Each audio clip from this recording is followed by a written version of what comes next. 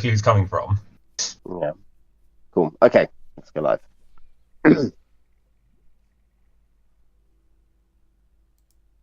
Hello, welcome to Gutter Stars, Spelljammer AD&D actual play, session 21, I think, total. And we are on the small, quite wet planet of Shipwrecker in the system of the Rock of Brawl space. And our party has arrived to go goblin hunting, and has done some goblin hunting, in fact. I don't think you didn't actually claim your bounty, did you, when you went back to the town? Oh, I guess we forgot. For your your 8 goblin heads. We've taken them to sea That's with us. 40 gold. Yeah, that's 40 gold. Yeah, I was going to say I don't know. I guess they're probably with Jackson. To be fair, probably no one is actually carrying them when you decide. And what happened last time? The reason that Alex says this is because last time the party dived beneath the waves with some water, with some water breathing potion provided by some tritons, and they're now very wet in a cold cavern where all these tritons live in beautiful glowing coral palaces under the water and carved into the stone, and they're all wet on a stony beach in this cavern, and there are sea lions at the other end of the beach. So, it's not very romantic. Probably it's quite unpleasant. And at least you probably do not have a bag of rotting goblin heads. No. Could always be worse. Yeah, we got to keep them dry so that they don't fresh. Yeah. Yeah, you're kind of drying them out, dehydrating them like mango. Could be like Quick. Yeah. I guess They have a lot of funky heads. we need to buy a bucket of pitch so we can preserve the goblin heads. Yeah. Why would you want I'm to sure. preserve? Well, so we can prove that they're goblins. Because you want to sell them. Yeah. That's the plan, isn't it? I mean, this is because there's a bounty, not because there's a thriving market in decapitated parts, heads. Cool. This feels quite dark. Is Morthilla around, or does she need to kind of reconvene with the party? No, Morthilla will be with you. That is fine. You bamf in because it wasn't like you chose to leave her behind last time. So we have Wilsp Verispark, the gnome illusionist thief, played by Alex. Hello. We have Thumb, formerly of the Elven Imperial Navy, played by Simon. And we have Vil, not Wilsp, Vil, who is a half drow. And she doesn't know why everyone else is so suspicious of drow. She came from a little colony world where everyone got along.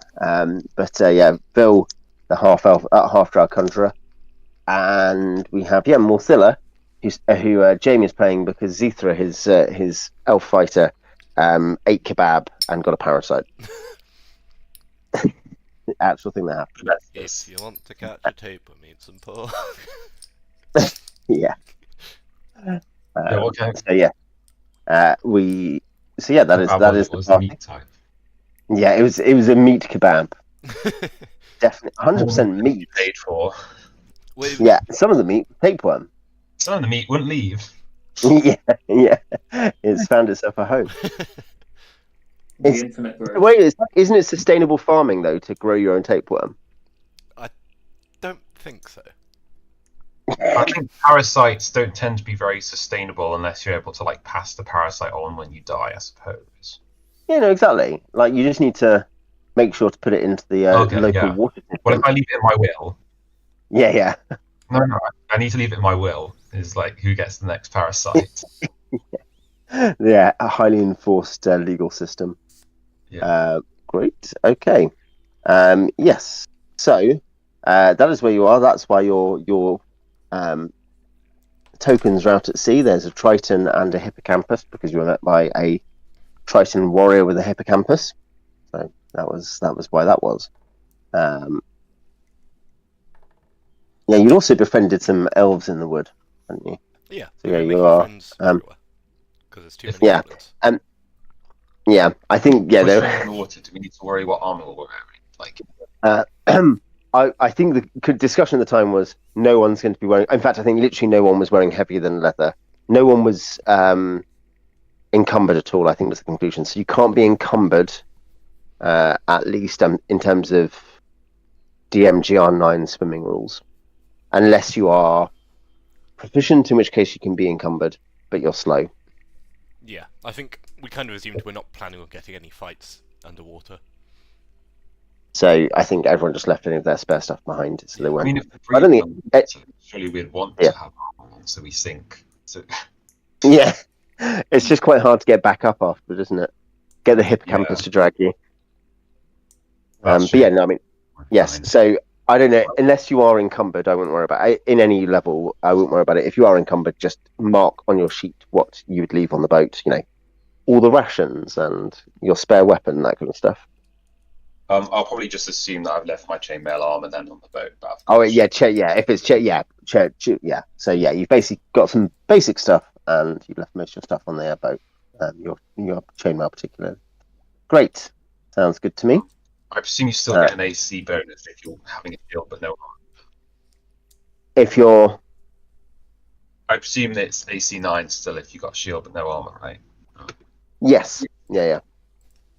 Plus Dex, because in AD&D Dex always counts.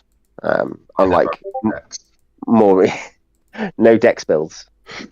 Yeah, no Dex builds allowed, guys. It's Dark Souls, Chad Zone. Yeah, it was actually a discussion I had at one point. It was a rare, fruitful discussion on Reddit on r/AD&D about someone being like, "Why wouldn't you always prefer a fighter to have like 17 Dex to 17 Strength or something like that?" Because just to do with how good AC is. Explain it like being like, man, actually, it's a rare time we're talking about the basic way the game works. Is effective. It is generally speaking, unless you're playing like a kit like an archer, you want your fighter to have higher strength than Dex usually, if you have choice. If you're actually tracking encumbrance and using stuck dungeon doors and stuff, the stuff that's and even for average damage output over a period of time, like based on likely hits and likely damage, it just matters. All those things. If you're, you can pay to deal with the Dex. Indeed. Although I see how ranged weapons are especially useful at the lower levels when you really want to kill an enemy before it gets to you, if you can. But absolutely, undercalling is important, basically, isn't it? Because things are actually relevant that the game is based around. The mechanics are made to work. They're not like, it's not like, strength is just a +1 damage, isn't it? And like, whereas Dex is like, it's not like there's each stat only does one thing and nothing else matters. Dex actually is one of the things that does the least. Dex is, again, I would never say there's actually a dump stat, because as soon as you have NWPs or stat-based checks, it's not the case. But Dex, because there's a massive range where it has no impact on your AC, Dex is one of the very rare ones where if you just got a 10 and you're not going to put a 15 in Dex, just put a 10 in Dex. It doesn't matter. It's only going to matter if you're being, which does happen. Down the line stat generation too, if you want to, like, even in AD&D there's an option for it, because they're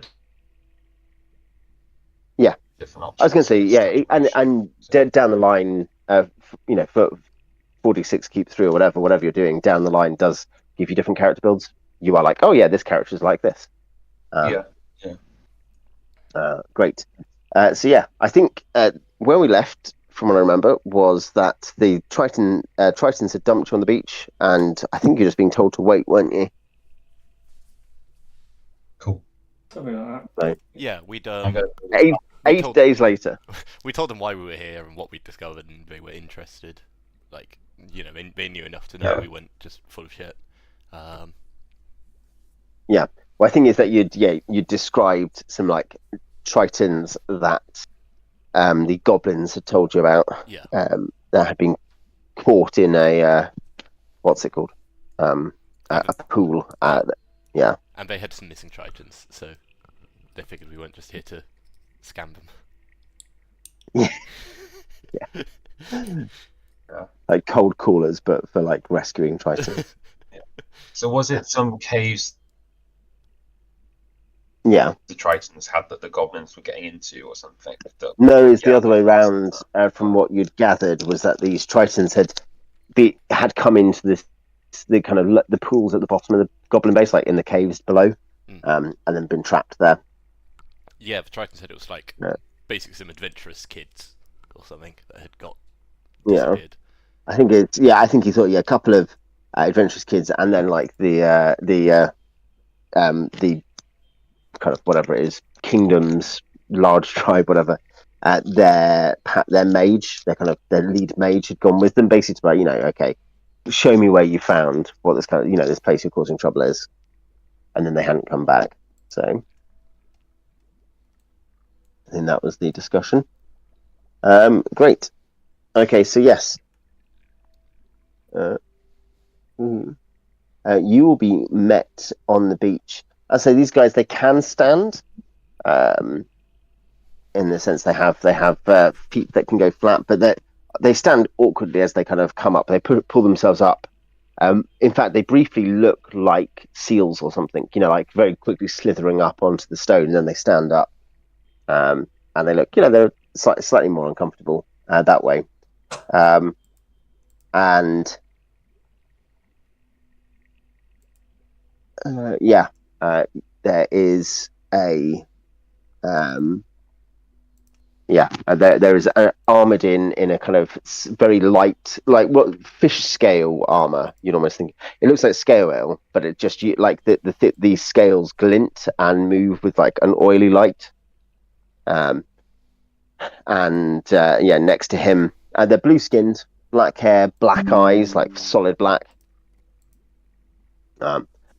With him is a figure in kind of a male in light kind of gauzy materials, but kind of quite. They look like heavy robes, but they're obviously not heavy because they're actually very gauzy. But they're obviously meant to have the appearance of volume, and they will greet you. I think they speak Elven. Basically, was what you spoke to them before. They speak Sea Elven specifically, but some.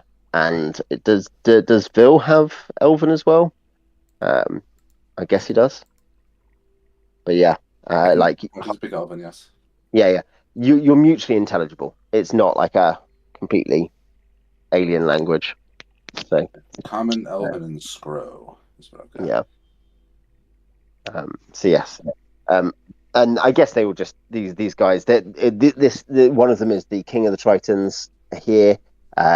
Or I think he'll be a prince specifically, and the other guy is their high priest, dedicated to the Elven pantheon. As is proper.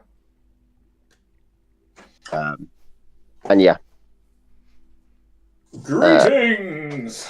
I can't remember what we're trying to get out of them. Yeah, we would like whatever it is that the story requires. Tell us the way to the underground place. Well, we're kind of hoping for military help, and if they can find that tunnel. Children of the side. Tis a pleasure. We wish to commit genocide against the goblin kind. It's not genocide. It's just a one-sided war. Yeah, a one-sided war. It's not genocide. You support us in this most righteous of goals. Yeah. I mean, they're interested, certainly. They will be interested in, I guess, what you know. I assume you'll just tell them what you know about what's going on. Yeah, we know that this is their strength, all that kind of stuff. These are the bits of information we gathered so far. Yeah. I mean, these guys, in terms of this, there's basically a couple of hundred Tritons here, which I think it's not quite the same, but in terms of the same as like a settlement of a few hundred elves is actually quite a powerful group of individuals. Obviously, they are, it does mean they're relatively, they are, strong and long-lived and intelligent and stuff, and they've got magic users and stuff, like magic and priests. I think they, like their main mage is obviously he's gone, but the high priest has acolytes. So I think they'd be interested, and they're not sure how you'd get. They could probably scout out this place and find out what it is, like where it is, and then be like, yes, we'll go and break in. Obviously that would only affect the low levels. They wouldn't be like, yes, let's, I think they take a pretty dim view of people who hurt Tritons. They are like a very vengeance seeking people. You get the impression. But at the same time, that wouldn't necessarily be that they'd kill all the goblins. But yes, they'd be happy to coordinate with you.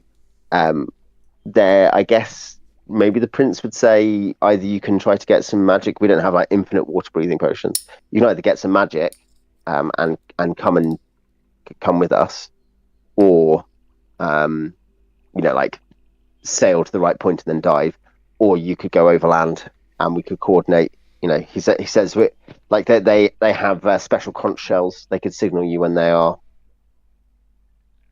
when they've broken in.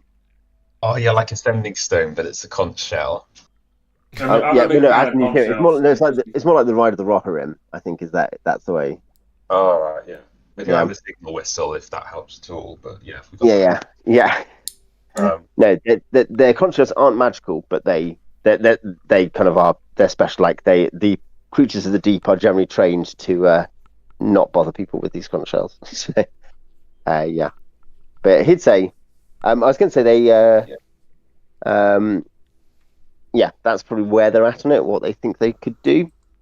They'd be happy if it seems they find this place and it does seem like there is an entrance into a place underground on the shore, then they'd be happy to do that. But they would just want to know how you want to proceed. So are we aiming for just kind of another raid with some wanton pillaging, or are we thinking of actually like some kind of negotiation where we tell them like, we've killed some of your goblins, you better give us some land in the caves, and then we agree to a truce. Well, they have slaves and all that, and then like they have got slaves, so I think like so they give us their slaves. I mean, getting the slaves back. Let's assume they won't give the slaves back. Free the slaves. So we free the slaves, kill a bunch of them, and then we can negotiate. Okay. So I think that should be the goal of our next raid. Like we clearly have a way here to free the Tritons and whatever prisoners are with them. The issue would be getting out with said slaves, because the Tritons can get out this way, but any humans could not. How many goblins are there again? Just reconvening would mean that we would still have to take the slaves back the way we came, wouldn't we? Yeah. We're thinking we believe there's hundreds of goblins. We're not sure exact fighting numbers, but how many what? How many did we kill again? About 6, 8. 8, I think. Yeah. Not a bad number. Not a bad number. That's almost 5%, right? Everyone counts. Yeah, there's a couple of percentage points. Have a little pen fighter. Everyone counts. It's a couple gold. Every single one. So yeah, it does count. Yeah. Yeah. Alternative method, we could try and assassinate their leader, maybe, and his guard. Is kind of an option, but excuse me. We did kind of look at it, and there's a fair distance from kind of the entrance or the walls to the hut where the hobgoblins are living. That was one thing you had thought about breaking into, Yeah. Like it might be doable, but it'd be hard. Hopefully they'd pass into infighting if we did that right. I mean, they might. Well, there is a goblin chieftain as well as the hobgoblins. So the hobgoblins, the goblin chieftain's guard, or are they more like a separate faction that rules? No, the hobgoblins are from space, as far as we can tell. Wow. Yeah. They just kind of turned up to. This is Spelljammer, but we have hobgoblins from space. We have elves from space. Well, the goblins, the goblins called them Red Scrow. So they've been either come here of their own will or been sent here by Scrow to, cause some trouble locally. This was the rough compound, and I think, was it that each of these was. I believe this was the Hobgoblin. Yeah, that's the connected by Hobgoblin bridges barracks, to and then trees. the two big central trees where the chief and the shaman lived were the ones connected to it by like rope bridges and stuff. Right. How so than is there any way we can... three? How like dense the trees and stuff within this area? Like, The other large trees are all marked. The other large trees inside are all marked. like if we set those on fire, what are the chances of it turning into a massive forest fire? I mean, there's plenty of underbrush and stuff. I guess could do. Obviously, it's a wet planet. With remember, you're still in the rainy season. It's like 6 months rainy season. So that is a potential problem. But if you could work it out, I think the elves would not like us setting their forest on fire. Yeah. I'm anti-burning down the forest.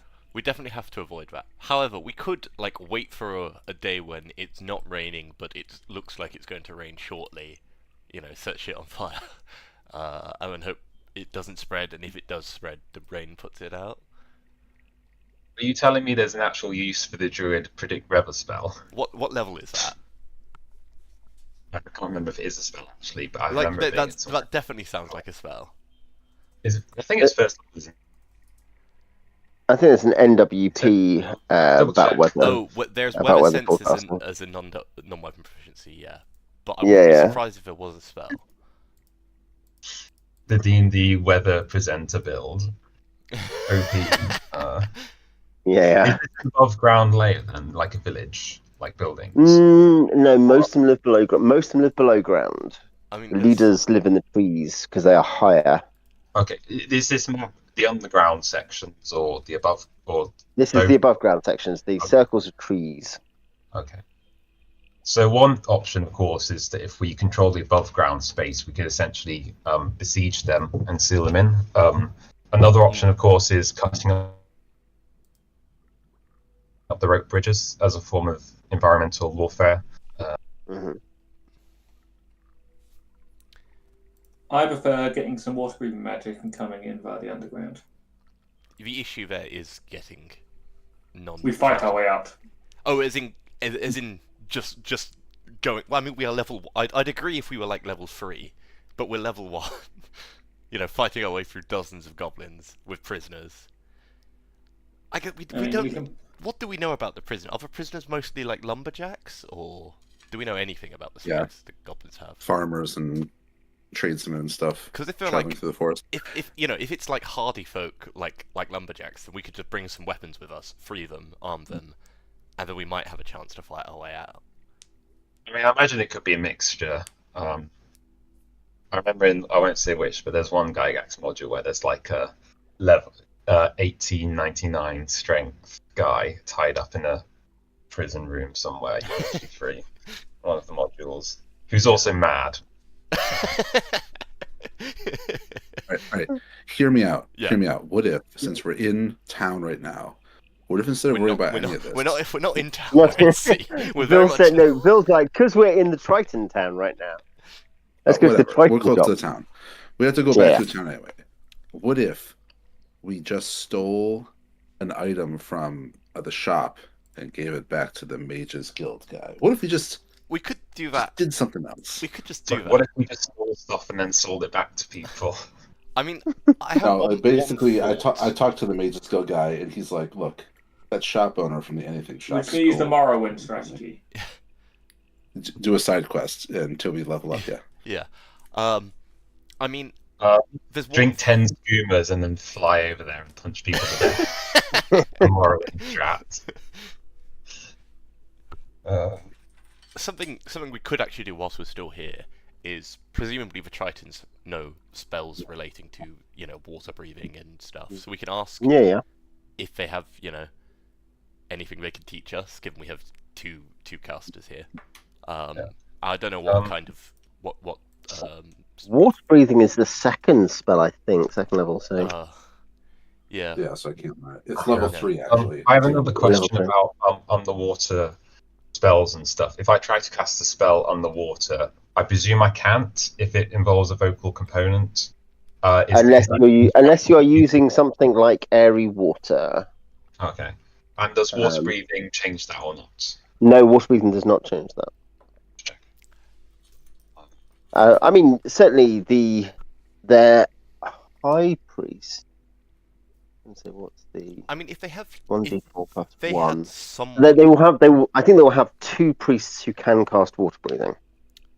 Do they have anyone who could cast something like air and water? Because that affects an area, doesn't it? So that could be used to evacuate non-combatants back through the water.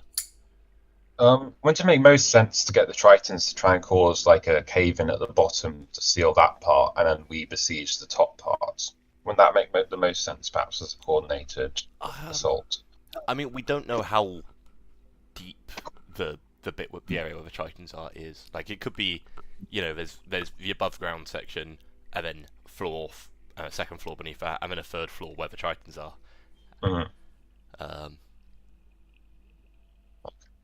I mean, the only person they have who knows airy water is, they presume, currently imprisoned by goblins. Oh. I mean, that's kind of good, but I imagine if you've been imprisoned, you're not going to have your spell book, and you've probably not prepared spells recently. This is like peak module design. It's like you go into the goblin base and there's a prisoner with like the kill goblins. I can cast kill goblins. Oh, is that really good? No, it kills like 1 goblin. That's what I can. Sorry, I do like it. Yes, hello, I'm an 11th level goblin racist. My spells are all very ineffectual, but racist. Yes, I mean, they have his spell book. If you, they're not going to give it to you, but they have his spell book. As in, he didn't go with it. Oh, okay. Could you loan it? Well, airy water is a 5th level spell. Yeah, but they're saying that. No chance I was but they're saying like, well, if you're like, oh, he doesn't have a spell, but they're like, well, we can bring it. That's a great idea. We'll go in. He only has a spell book with him. What I tried to hear me out. Vil's like, give me the spell book, no exchange, no deal. No, I don't think. I mean, I would love to take a look at the spell book at some point, but perhaps we are not going to find like the knockout blow here. We're looking for like 1 assault that's going to work.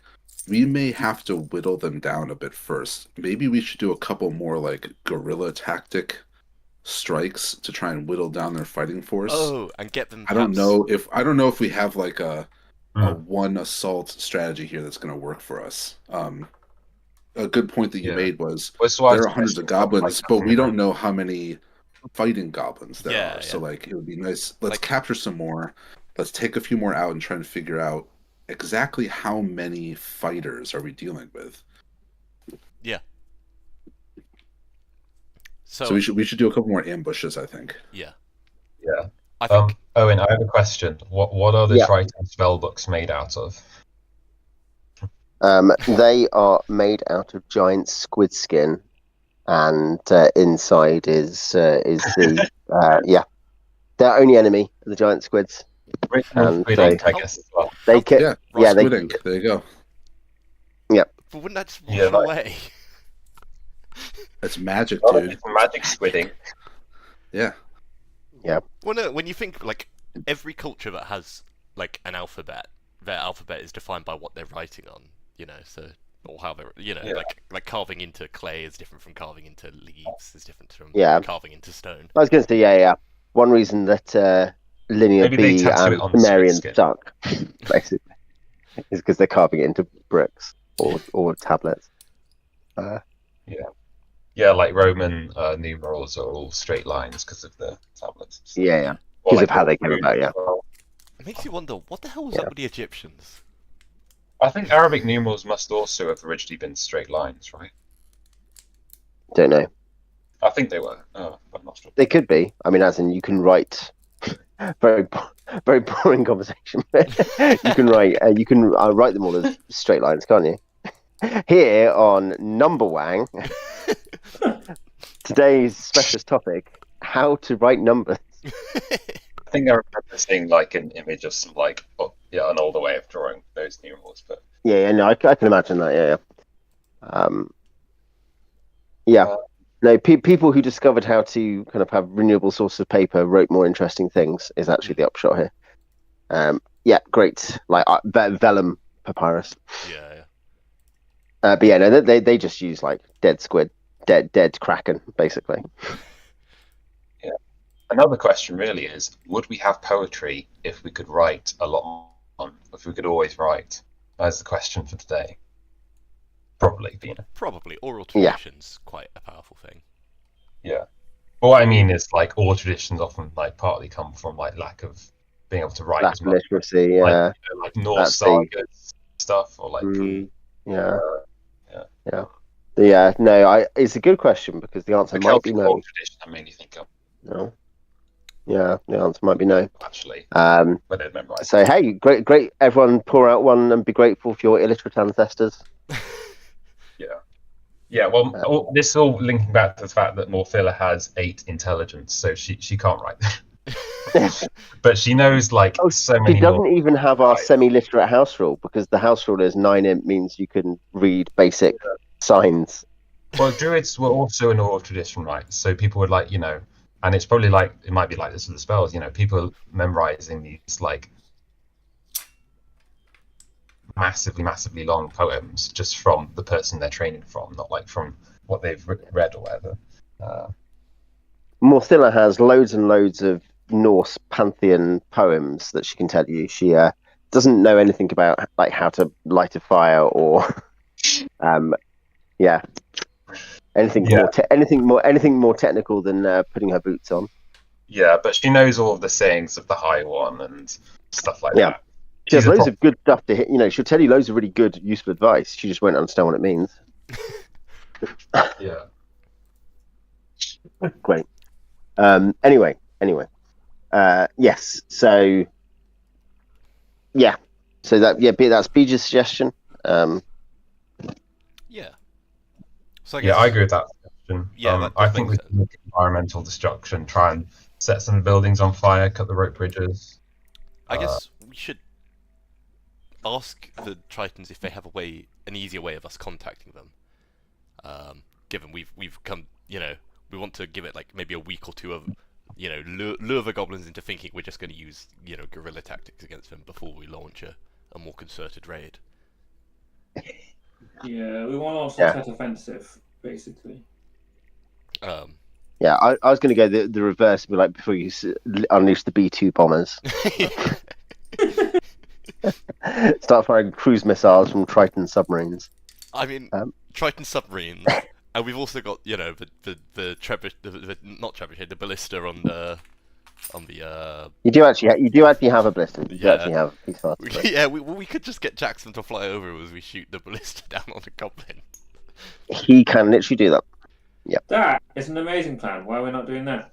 I have to use my ballista shooting skill, which is obviously and start rolling. You have to shoot through the trees, and it would be probably harder to hit anything. Can we find? Is there such a thing as explosive ballista bolts? Can we just tie Greek fire to the tip of a ballista bolt? Sure, but Greek fire is 10 gold per vial, so we're just going to be shooting money away. Yeah. But it'd be very Alex is trying to create napalm. Alex would like to create napalm. Oh yeah, on the note of the test offensive. I'm playing a gnome, of course. Yeah. Yeah, the Galactic Alliance has actually outlawed the use of napalm or any dropped Greek fire. What about white phosphorus? Can we use white phosphorus? If you can invent white phosphorus.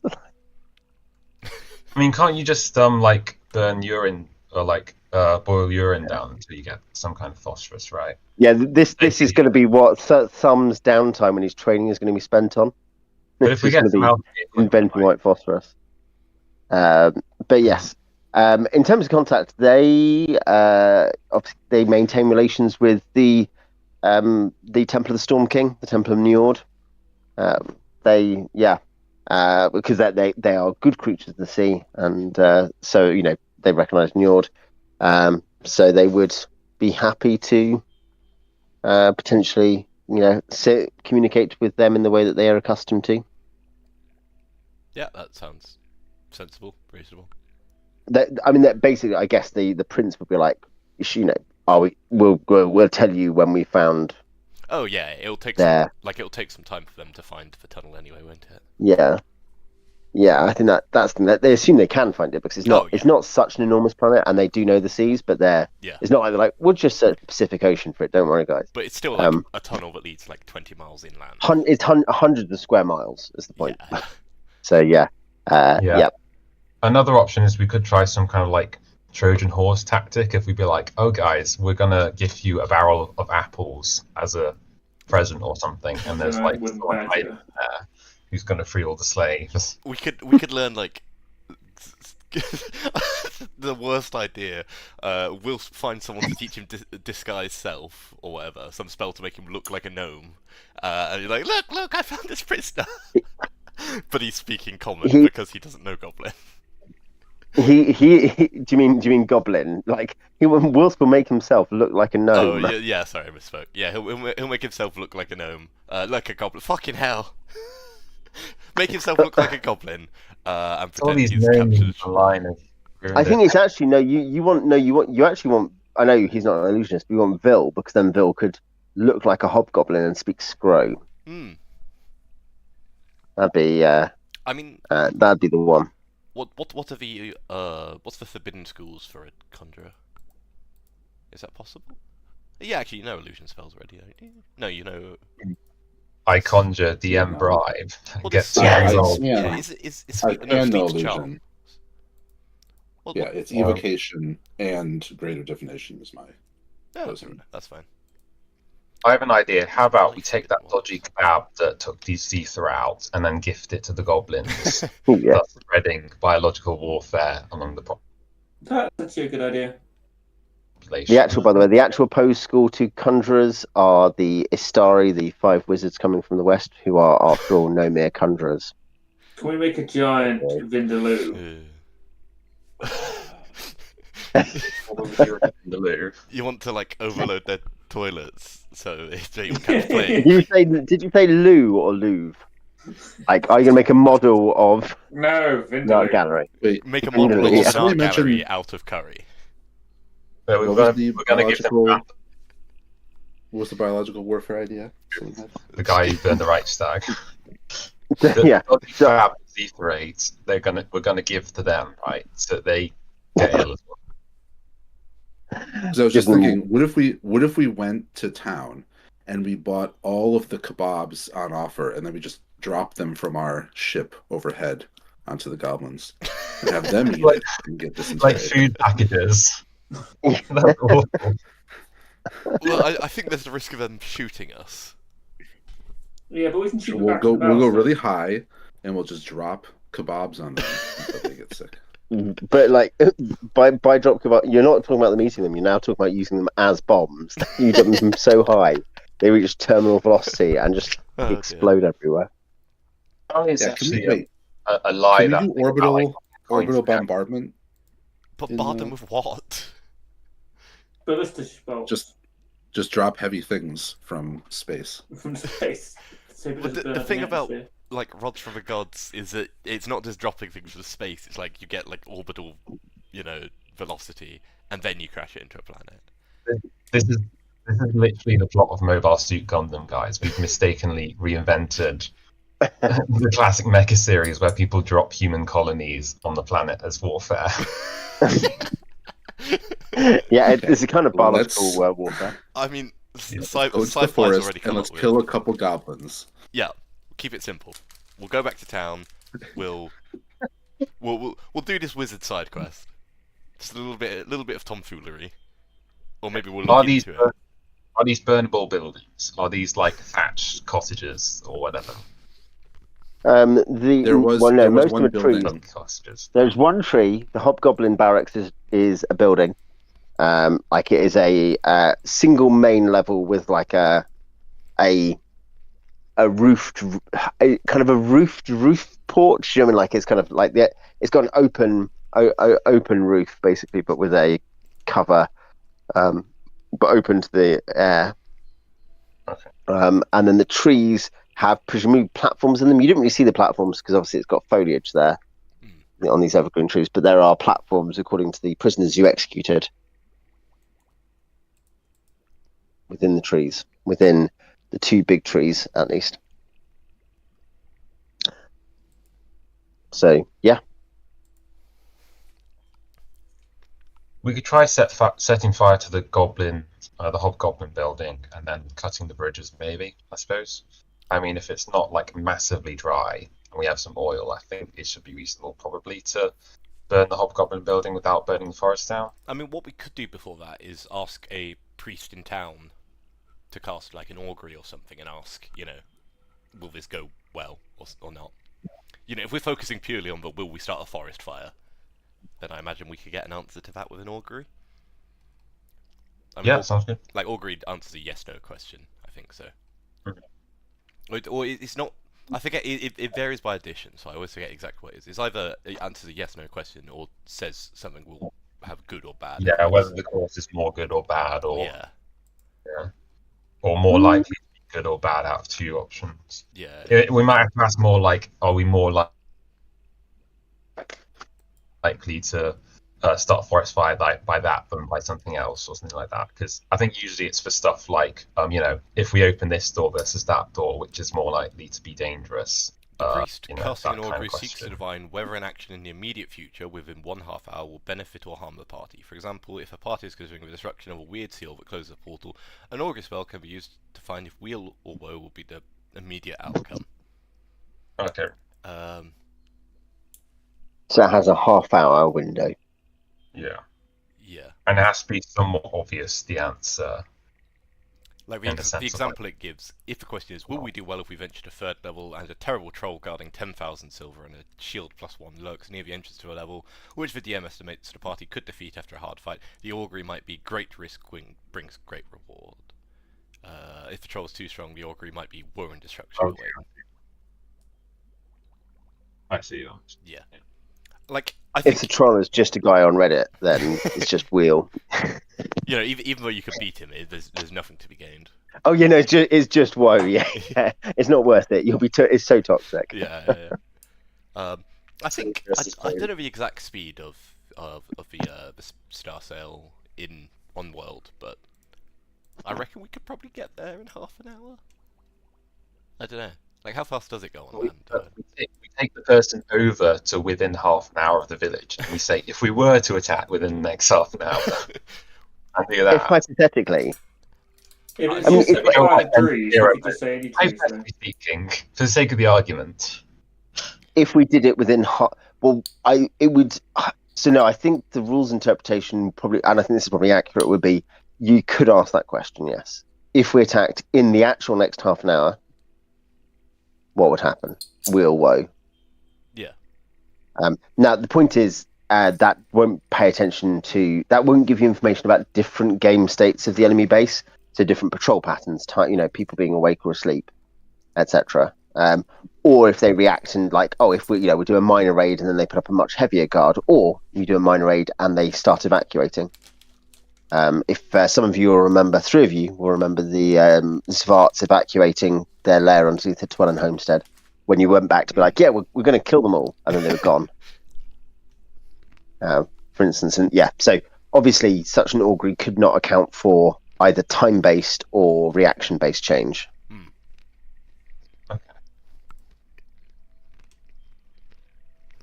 But I would adjudicate.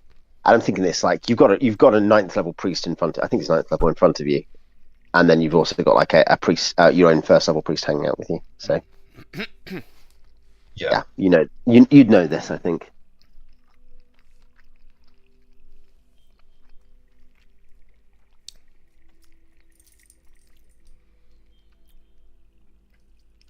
So I guess we'll have to see if we can find a 3rd level priest willing to fly over with us.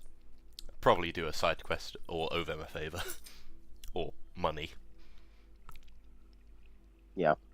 I mean, again, if your plans are finished here, you can obviously ask the Tritons to help with the augury. I mean, can they fly with us over the top? Can they leave water? They wouldn't want to fly over the top when you're actually going to. Doesn't the augury need to be cast within 1/2 an hour of the action you're doing? Of the hypothetical action. Oh, yeah. But it's a hypothetical action you could do in the next 1/2 hour. So Yeah, I mean, I think if you're like, if in the next half hour I ate the sun, would that be weal or woe? You would probably just get no answer. Because obviously there's no, it's not a meaningful question. Yeah. But if it's a hypothetical, if it's a situation that could occur, theoretically, even if it'd be quite difficult or, the point is the augury is not tracking whether or not you have a teleport without error.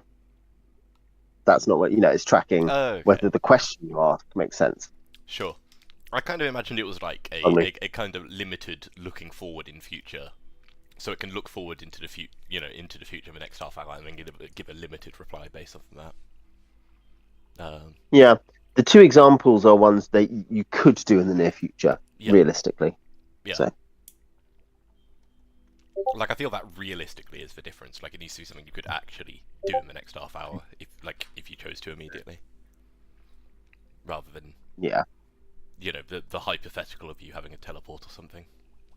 Anything could happen. I mean, obviously, if it does work, then that's in our favour. It must be so easy to ask out someone who has the augury. I mean, it's only half an hour, so will this date go well in the next half hour? We'll. Well, no, it's even just like if I ask her out, will she say yes? We'll. Brilliant. Yeah. Or if I ask this person out. And you could be like, oh wow, I'm so glad you had the augury spell, so you could tell me how it would go when I ask you out. Terrible. All right, let's go then. Yeah. And then when she says no, you'd be like, oh wow, I'm glad I didn't then. Nothing lost. We'll never know.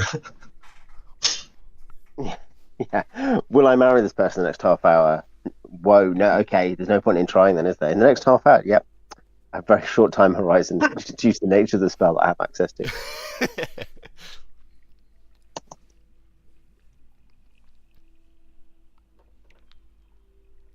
Is it?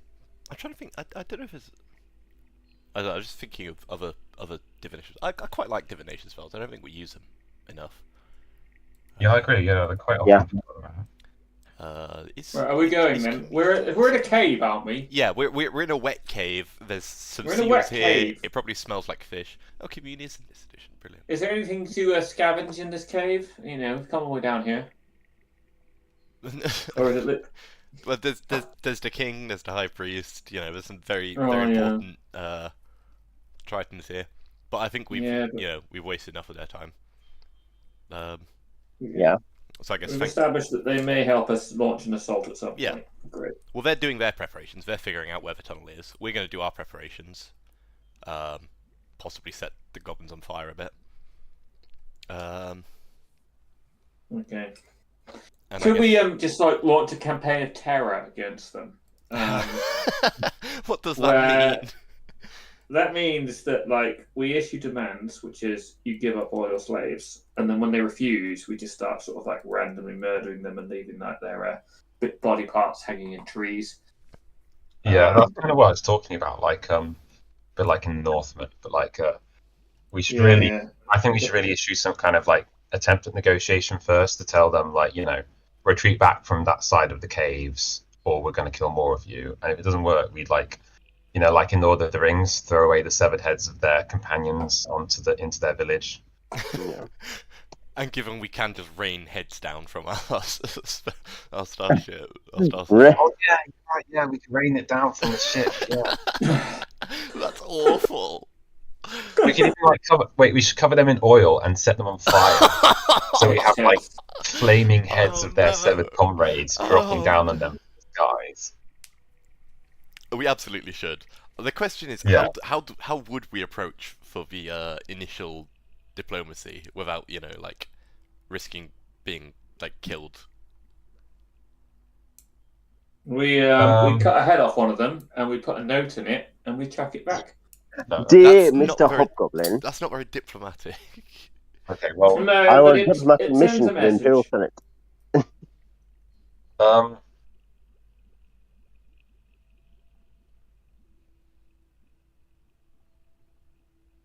I mean, would it be that weird just to actually just go to the entrance and say hello? I mean, if we could perhaps. I think maybe more sensible would be to approach the clearing, stand at the edge of the clearing with a white flag or something, make some noise, draw attention to yourself, but you can still run away if need be. Yeah. Does Vil have any good ideas? Normally Vil has good ideas. When has Vil ever had a good idea? Just my general observation is that he's just slightly better at D&D than me. And then we say, make Dark Lord of this band come out and speak. Yeah, it sounds like I want to stop listening to you idiots. I mean, I quite like the dropping heads from space idea. But, head from space! That's absolutely a stupid idea, but I love it. I mean, just because it's stupid doesn't mean it's bad. I mean, if anything, should mechanically reduce their morale score. Yeah, absolutely. Beej I assume AFK, or doesn't realise he's muted. Yeah, I think if we're actually talking about an organised tribe of goblins, I really don't think it would actually be that weird for them to be willing to negotiate with a group of people. And we could always use augury actually to just ask, like, basically, if we try and negotiate with them, will they just stab us? Immediately be attacked? Yeah. That's a good idea. I think that's a good idea to use the augury as like a not necessarily will the negotiations go well. And also, we could actually ask people nearby, like, have you actually had any kind of communications with the goblins before, or is it kind of purely like shoot on sight kind of relationship? How deep does your racism go? Yeah, I guess because the goblins were kind of effectively tribal before the hobgoblins turned up. Like they have been annoying. They are basically to extend our analogy. Essentially, these are not even the Viet Cong. These are like the villagers who are being turned into the Viet Cong by the North Vietnamese army coming to train them. Is that the hobgoblins? Yeah. Yeah. In that case, surely what we should be doing is trying to get them to turn against their masters. Yes. Yeah. Or some like rival tribe of goblins, if there is any nearby. I mean, there's the mountains, but I believe they also have hobgoblins. It's starting to feel like Tolkien's pretty far away. Metaphor for the Industrial Revolution and the stuff with the orcs. Yeah, I was going to say, I think there's some coastal goblins, or it's assumed there's some coastal goblins. Or like the west as well. Okay. So there's three major areas of goblins in this kind of large forested area. Guys, okay, I have an idea. Deposit the severed heads of those goblins in the other goblins' lair and leave a fake note saying that it was from them or something like that. Or actually, no, in this goblin's lair, we deposit their comrades' heads. No, that happened. No, that happened in Oblivion. That's a different video game. That's the totems. Yeah, that's great. But what can anyone write in Goblin if they have a script, for example? No one here knows Goblin, and they're probably literate. You can write in Scro, because as in Bill can. Are there any signifiers that something is associated with goblins in particular? That we can think of, like particular ways they dress, traditions, items. Does the other tribe have a symbol, for example, that we could make it that they're associated with, that we can make it look like this one? Their comrades were killed by that tribe.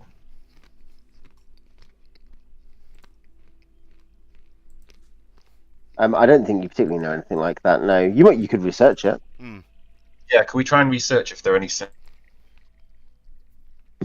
symbols for ways these tribes are particularly distinguished? Can we go to the racism library to find out? Yeah, let's ask a wise sage about this. It's just like racist Dave from down the street going like, "Oh, I know what those goblins are like." Yeah, who's the sage we should talk to?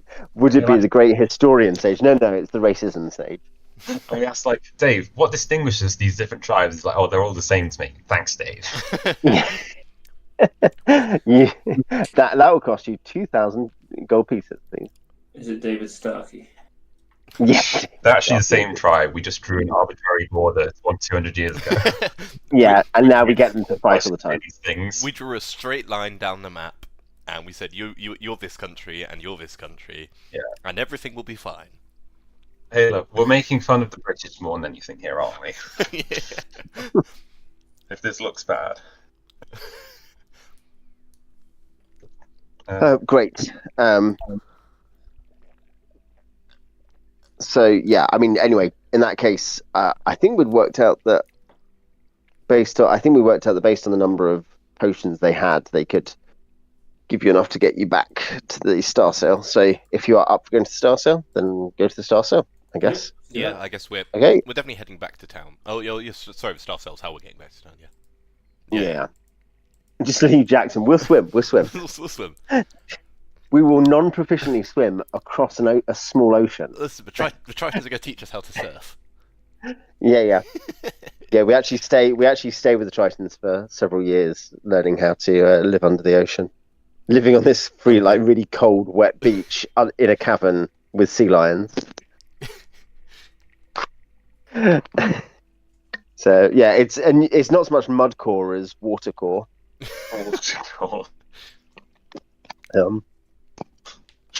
Waterboarding core. Yeah, great. Waterboarding core. That's my favourite type of music. Yeah. At least it sounds like how you would feel if you're being waterboarded. Yeah. Alex, could you roll a d6 for your encounter check as you sail back? I cannot. I categorically refuse. Yeah. I'm on strike. Yeah. 6. Yeah, great. No, you'll make your way back, because obviously not a particularly big planet or anything.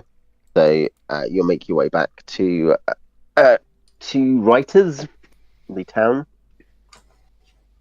which is where you left. I think just today. So it's not like it's not been long. You've not been away that long, to be honest, have you? No. No. And yes, it's daytime, so I guess you're free to do stuff. I think technically your inn is closed until sundown. The way it works. So, Zethra is just sitting on his own inside, not allowed to leave, vomiting. Well, shall we cash in the bounty for these goblins first? Because that was that here, or was that the one back with the dwarves? That sounds like a good idea. Because was it a different bounty he'd offered? No, the dwarves were interested. The dwarves were not officially interested in any such thing. The dwarven general was like, "I will reward you if you kill loads of Scrow." Scrow, yeah, brilliant. As in, if you go and fight the actual Scrow. Yeah. In as essentially, kind of not actually privateers, just sort of crazy mercenary, like crazy people doing a job for no reason with no political backers. They would pay you. They would pay you. But yes, because technically they're the dwarven hold a very reluctant peace with the Scrow. Yeah. So it sounds like our next quest is going to take us from space Vietnam to space Afghanistan. Yeah. There's loads of stuff in the Rock of Rye. You just need to destination and go and we'll find you stuff to do. What was I going to say? We'll get up the map. But yes, I think those are jobs you've picked up, aren't they? As in, it kind of depends where you end up going, which is on me as well as the DM. We've heard a thing about Iron Piece. We have. Yeah. I try. I don't think we've heard. Shipwrecker as well. I think we'd heard some stuff. Yeah, Shipwrecker. You'd heard about the bounty, which is what you're now going to pick up. There's a few colony worlds. There's Spyron itself, occupied by the Scrow. Oh, we're on.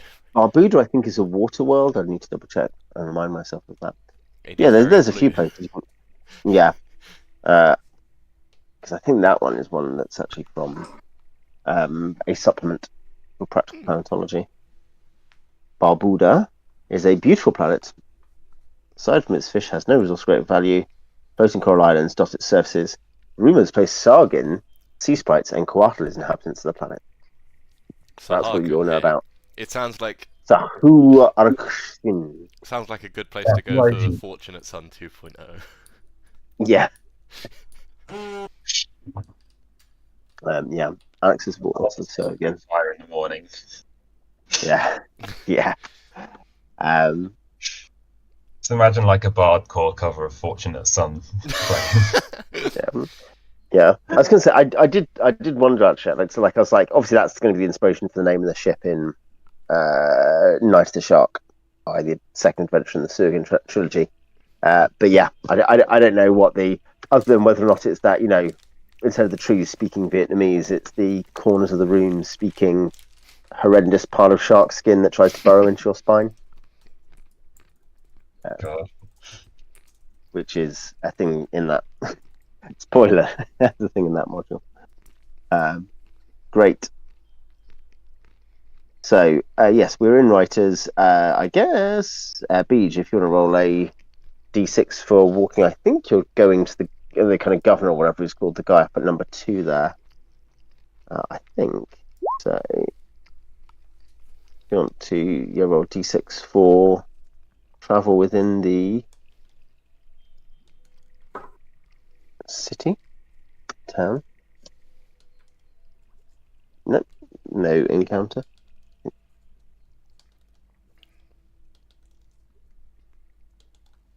Yes, so here's the harbour master, Harald, a former admiral in the Bralian Navy. But yeah, though I suppose it actually might be technically it's probably chief. It's probably harbour master. It's guild chief or whatever his name is, guild master Dieter over there. So you go that way. That's fine. Because he'll be the one paying the bounty on going out and doing stuff in the countryside, protecting his guilders. You'll go there and collect that. So that will be 40 gold. Yeah, I think probably the guild master will. The guild master's assistant who sees this will probably kind of ask, because he'll want to pass on to his master, like, where are these goblins from and stuff like that. They're I guess they're the ones in the woods, and probably tell them we're planning on, doing. We will kill many more of them. Yeah. Yep, great.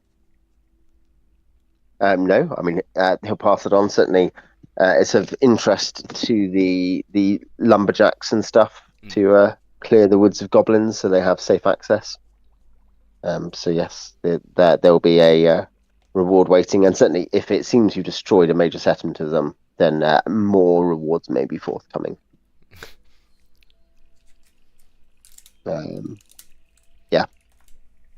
Great. Okay, so then you're going to be. Are you just going to go home, I guess, for the evening, or you got anything else you want to do in town? Stop by the temple. Tell them to potentially expect a message from the Triton, and then make this suggestion about is there someone who could come with us to cast an augury? Yes. Okay, Jamie, roll your d6 for travel, walking around town. Yep. So 2. Right. It's going down. It's going to be 0 next time. It's 40. I think that's how dice work, isn't it? That's definitely how statistics work. Yeah, both probability and also the nature of dice. Yeah, the die turned inside out and got a negative number. Yeah. It's imploded. The universe has ended, but at least a 0 isn't an encounter. Only a 1 is an encounter. Okay. So you need what level? Do you need level 5 cleric? Only level 3. It's a second level spell. Oh, it's only second level, yeah, because I think. Yeah. Second level divination. I mean, I imagine many clerics get divination. As in divination. Normal clerics do. Yeah. And is minor divination anyway? So long as they have minor divination. I mean, minor divination isn't a thing for spheres, is it? It's just that it's the divination sphere. Is what I meant. No, it is. If you look at do priests work the same way on minor divination? Oh no, sorry, no, no, they don't. It might be that a specialist priesthood does theoretically. But no, you're right. I was just thinking about with wizards, but the point is it'd still be under that threshold because that's at the 3rd level. Yeah. So it doesn't matter here.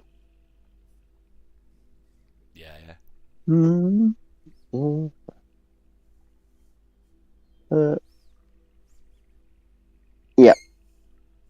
Okay. So yeah, the patriarch here, Derwom, he will not accompany you. He is both. He'll probably pat his belly next when he's just much too rotund to do such missions. But you suspect is actually that he thinks he's probably too important to go on like some random small ship with some low-level guys. But in terms of passing the Triton's message, They do have. They do have some lower level clerics. I think that they'd be certainly very happy to help if at a point where you're in general they'll provide a lot more help when you have a plan on going after the chalice of the Storm King.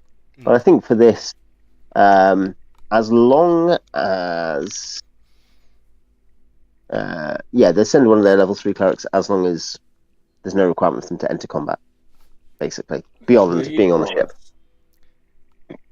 I suppose there's always the possibility. I'm not actually saying this, but the possibility that we could negotiate with this cleric to, to help if needed.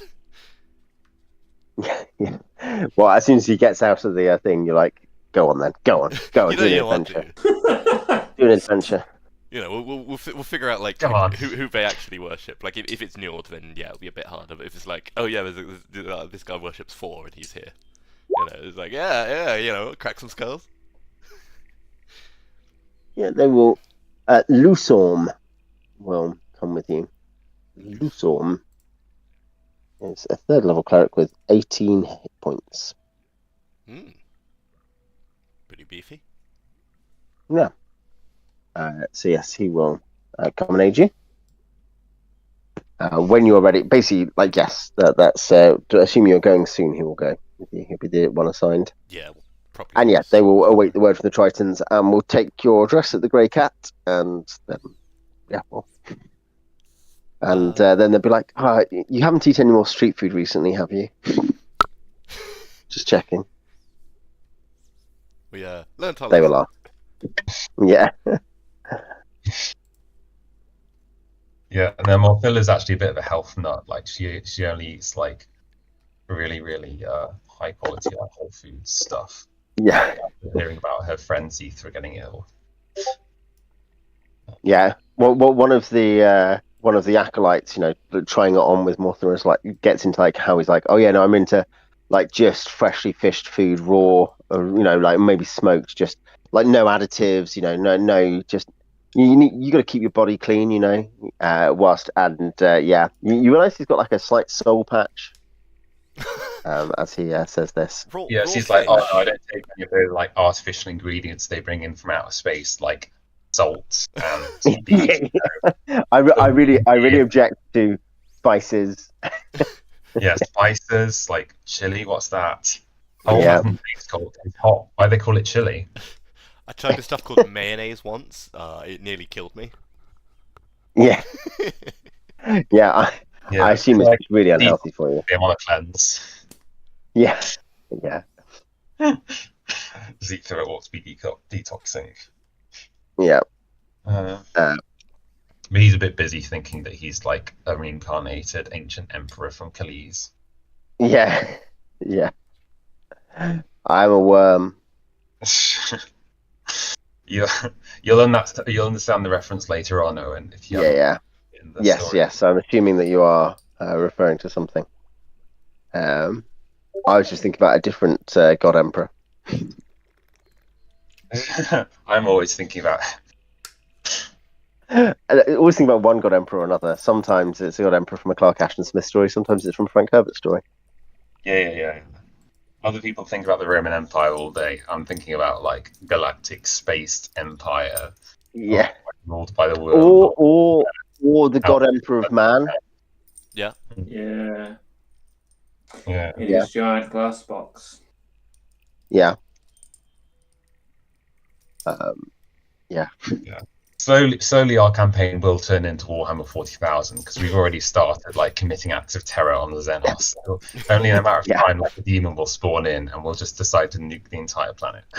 Yeah, and I'm going to have a dark acolyte start to tempt you, to trickery, corrupt you, so that you turn to the worship of the dark gods. And by the dark gods, of course, I mean the lamer gods from Forgotten Realms that no one likes.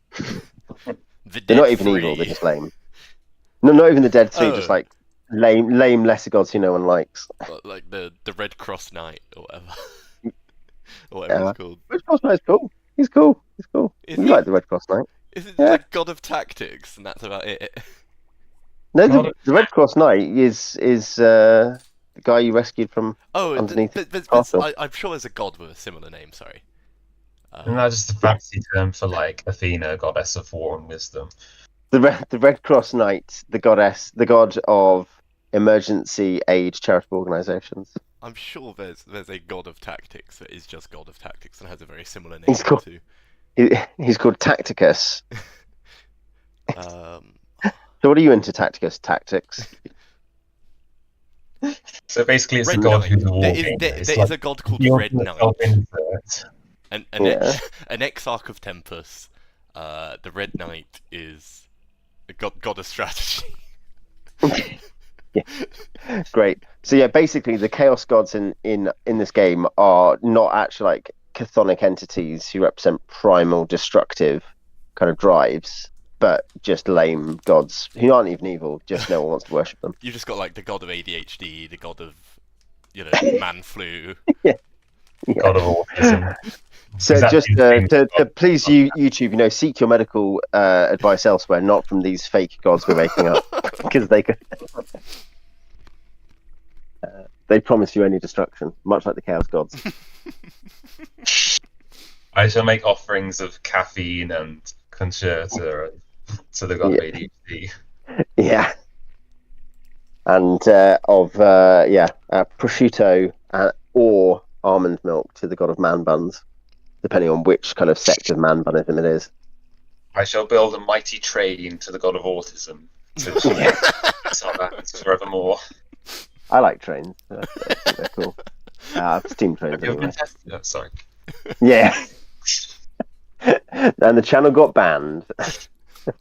Roll save versus demonetization. Yeah.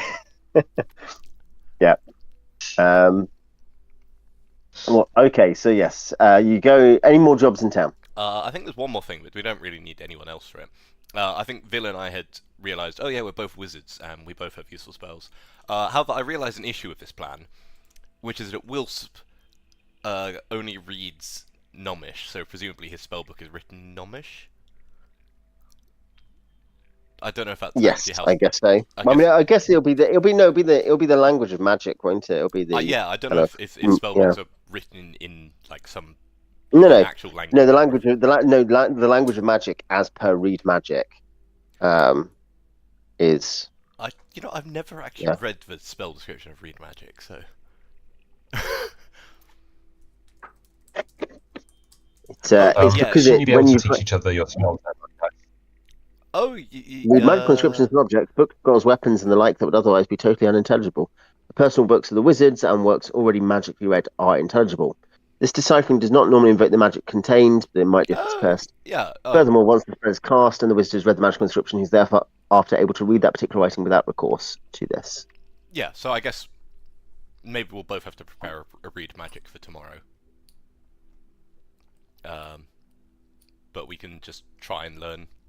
I can try. You don't need to you can't copy without buying stuff. Obviously, when you train, you still need the ink and stuff. Yeah. Yeah. But you can just use each other's spell books. Yeah. Yeah, and we can... except that Bill, because it has loads of pictures of like a beautiful half-naked drow woman who pretends to be good. It's actually a bit upsetting to Wilsp. Yeah, feels offended by it. There are like loads of pictures of tiny gnomes in his book with like their ankles showing and like the rest of their body just covered by the beard. Like the beard's the only clothing, but it covers most of them. I'm a gnome, not a dwarf. There's no beard. That's the worst thing about it.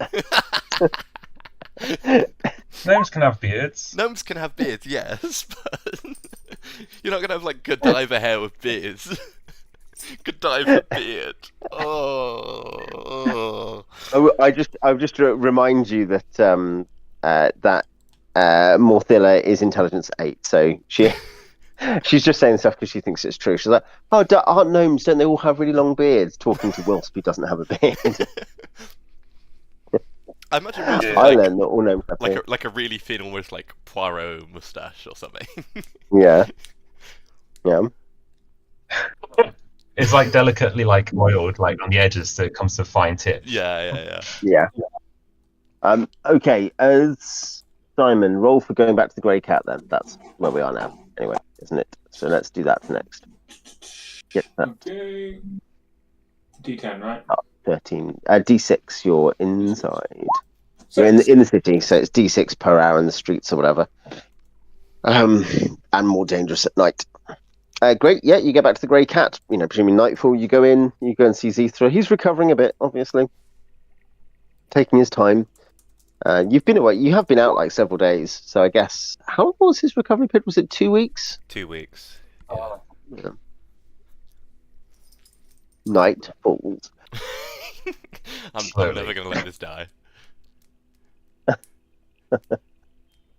It'll be at Alex's funeral when he himself is dead. He'll still trying to be keeping up this very minor meme. But the very first words I'll have someone read out for my eulogy. Night falls, but new sun rises.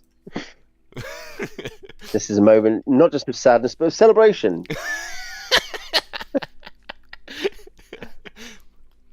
I see you've done this before. Yeah. While giving insincere eulogies to people I hate. Yeah. Yeah, even people not dead yet, actually. Yeah.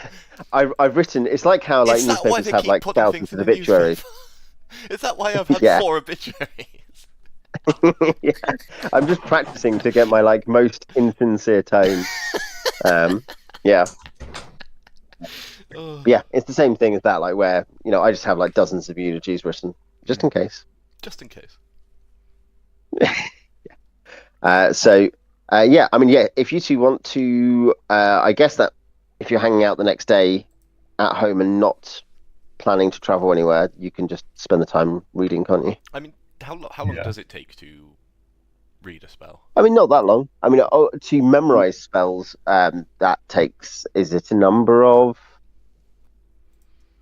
turns equal to spell levels? In first edition, it's hours and then a number of lots of 20 minutes according to spell level, I think. It's 20 minutes according to spell level, 2 turns, yeah.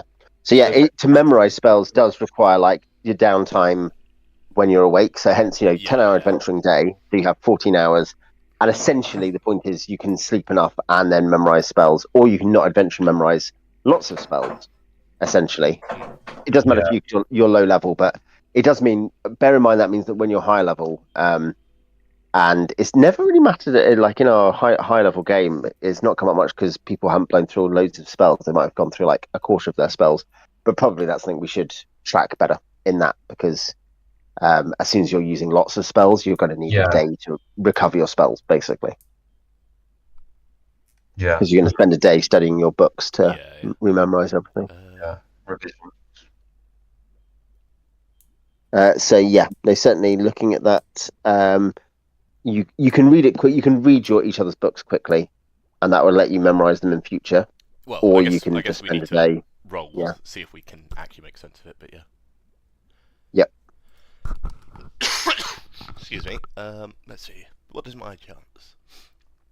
70%. Pretty good.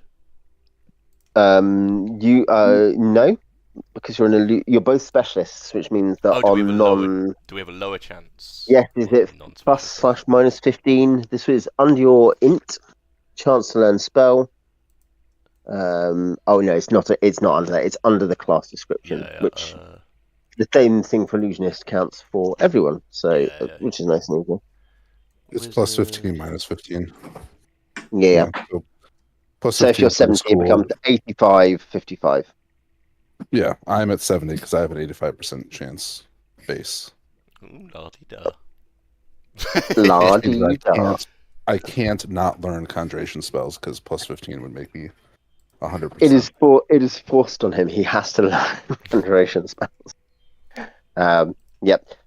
So this actually got cleared up just today. It's not come up very often in my experience of gameplay because of the fact that people are failing to memorize off scrolls. But a chance to know, you try to learn. If you succeed, you know it, as in you can, and then you can memorize it from whatever source it's in. If you fail, you can't try again unless your intelligence increases on that spell. Oh, really? Not even if you level up? No. Oh, wow. Okay. Well, my one chance probably ever to learn sleep. Let's see how it goes. Well, the thing is, what it implies, there's good, interesting implications if you think about it for campaign design about giving a wide access to spells of all kinds. So not just like, oh, well, I've put some spells in the campaign. Like, you want to make sure players can, if they play well and explore a lot, get access to basically every spell on the list, because they're going to fail some of them. Yeah. And also, make sure you put your librams and manuals in, right? Because you should be giving players, and that's the thing. I might have done that once in a design, but I really should make sure I do that kind of stuff more. Like have the stat boost manuals around, because that then becomes a whole thing. You know, that's just part of the ecosystem. Yeah. And also, like weird tricks can mess around with your attributes a lot, can't they? Essentially. Yeah. Oh yeah, like you can. What spells do you each have? So you both have armor. Yeah. I think the plan was I would learn Sleep and you would learn Phantasmal Force, because they're both useful. Yeah, okay. I mean, I couldn't remember which one you had. Two casters with Sleep seems good, and Phantasmal Force is useful, but not useful enough to have two of. Right, I guess I will. Anyway, the real way to level up your intelligence, guys, is to subscribe and hit that bell icon. Watch more videos. And it will soon be 18/99.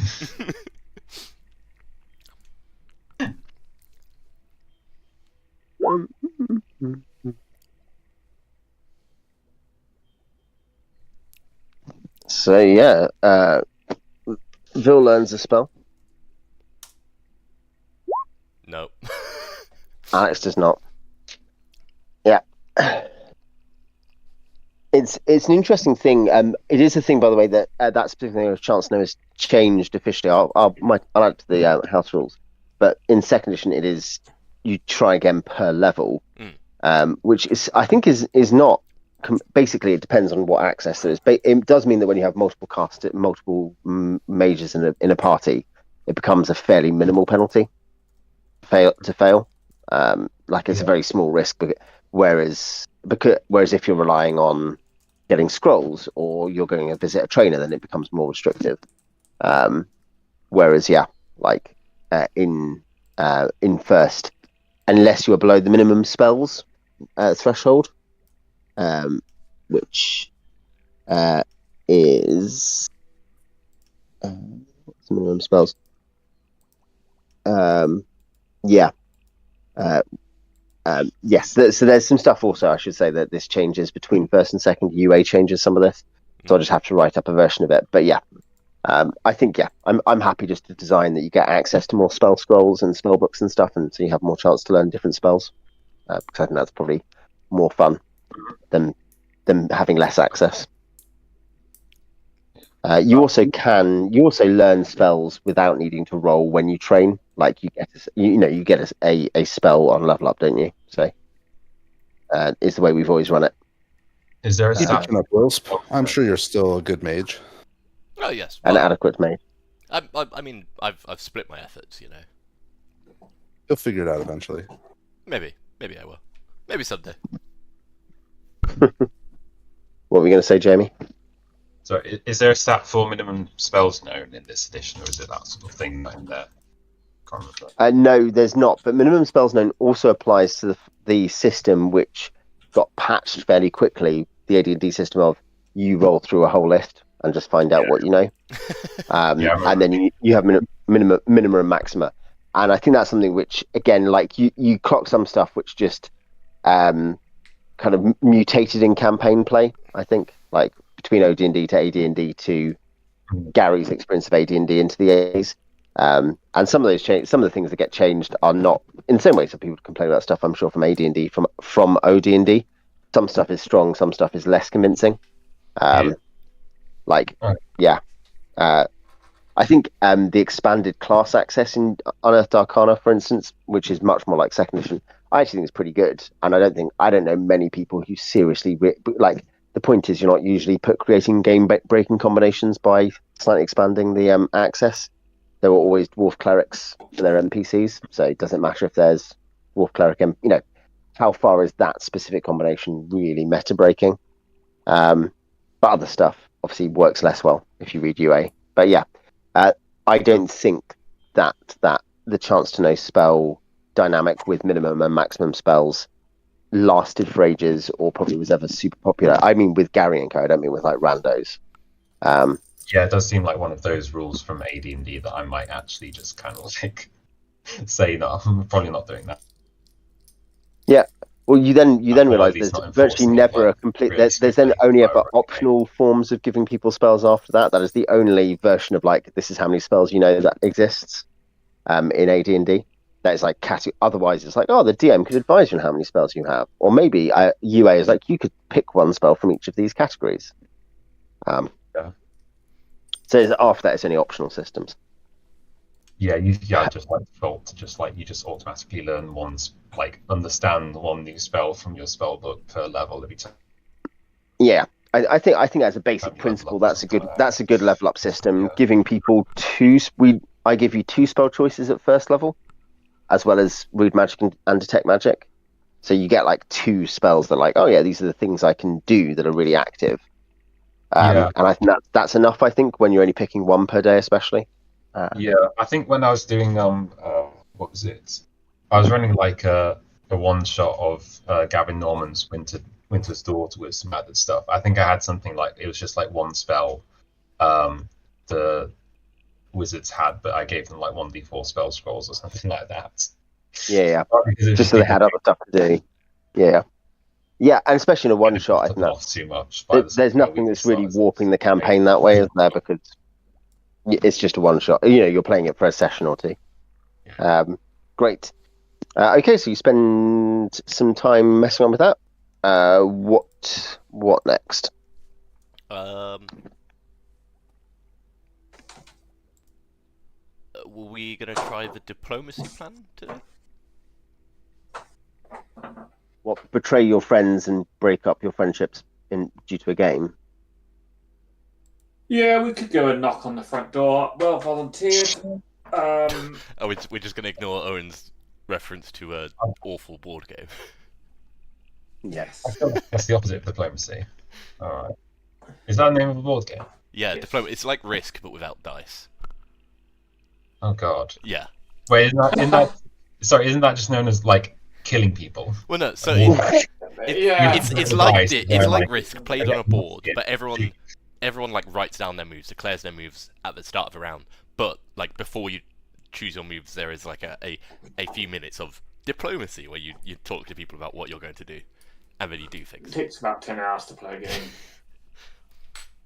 That's such an old school thing, actually. The idea of like writing down your moves on a secret piece of paper before you give it in. I think there might be some directions for that, for like the air combat rules in first edition. I can't quite remember. It does go back to that, yeah. Anywho. Yeah, you should go out and you should talk with them, and I'm with you all the way in presence. Sorry. We're gonna mind more than presence. That's what I'm trying to say. Given we know where we're going, we might as well just fly out, right? Like save us, a whole day of walking about, and that lets us. Why don't we feed them like a load of lies? What? Why don't we feed them like a load of lies about like make like a palanquin or something and pretend one of us is like the emperor of the galaxy. All mankind. And we were like, you must pay tribute to us or else face the blood off of the Has only really got any cardboard and some Pret stick. I think surely we can assume they'll send someone competent out to negotiate. If I thought the plan was we were gonna take the ship out so we can have the cleric come with us, have the cleric cast the augury so we know if things are gonna go bad, or know roughly if things are gonna go bad. Are they aware that we've murdered some of them already? Probably. They don't know that we've done it. I don't think, unless. Well, no, I'm not certain because we don't know how many goblins were initially there in that group. So it's possible there were more that we didn't see that ran away. Yeah. Okay. On the bright side of things, Morthilla probably wasn't there, I think. So we could always just send out a separate group if we think. Were there goblins that saw you that didn't die? Question. There are no goblins that we saw that didn't die. But that's not the same thing as what you asked. The answer we have to what you asked is, I don't know. We didn't see any goblins that we didn't kill. However, there might have been goblins we didn't see that we didn't kill, that saw us. I think it's probably good enough. It's probably good. I mean, goblins are sneaky, you know. And Owen was a little bit cagey about his phrasing and wording. Well, and even if we are at war, like, you know, people negotiate. Yeah, I mean, they've been taking slaves. They can't get annoyed at us for killing them. Well, I think they probably can, but... Well, they don't have the moral high ground to do so. Well, I certainly hope not. Otherwise, we don't have the moral high ground. We always have the moral high ground. We have a spaceship.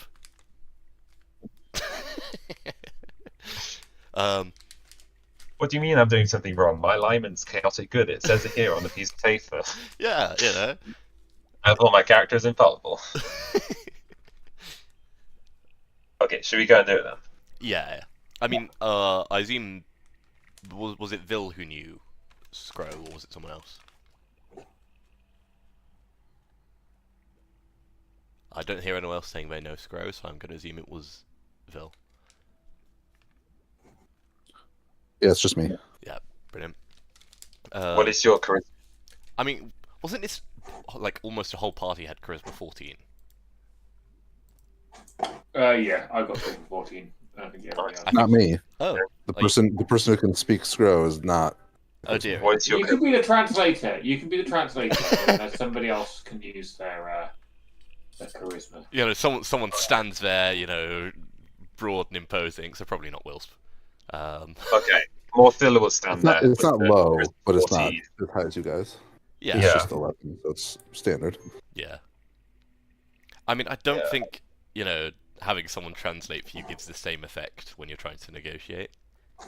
Well, you know what they say, and especially since we're speaking... Like 99% of communication is body language, guys, which is why we're on video call, of course. That's true. I mean, not video call, audio call. Yeah. If we were speaking Goblin, I think that might work. But given it's speaking Scro, which isn't quite their tongue, you know, unless the hobgoblins come to talk, which they might not, you know. Should we hire a goblin translator, or should we just go in? That's not a terrible idea. I mean, only you hadn't executed your goblin translators. I mean, they were goblins who kind of knew Scro. That's not quite the same thing. Are they hiding in the East Goblin Embassy in the middle of town? I mean, it's diplomatic territory. You know, you're not allowed to invade it.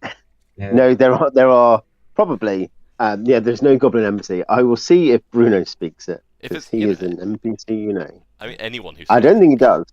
Yeah. He's speaking like fluent Goblin.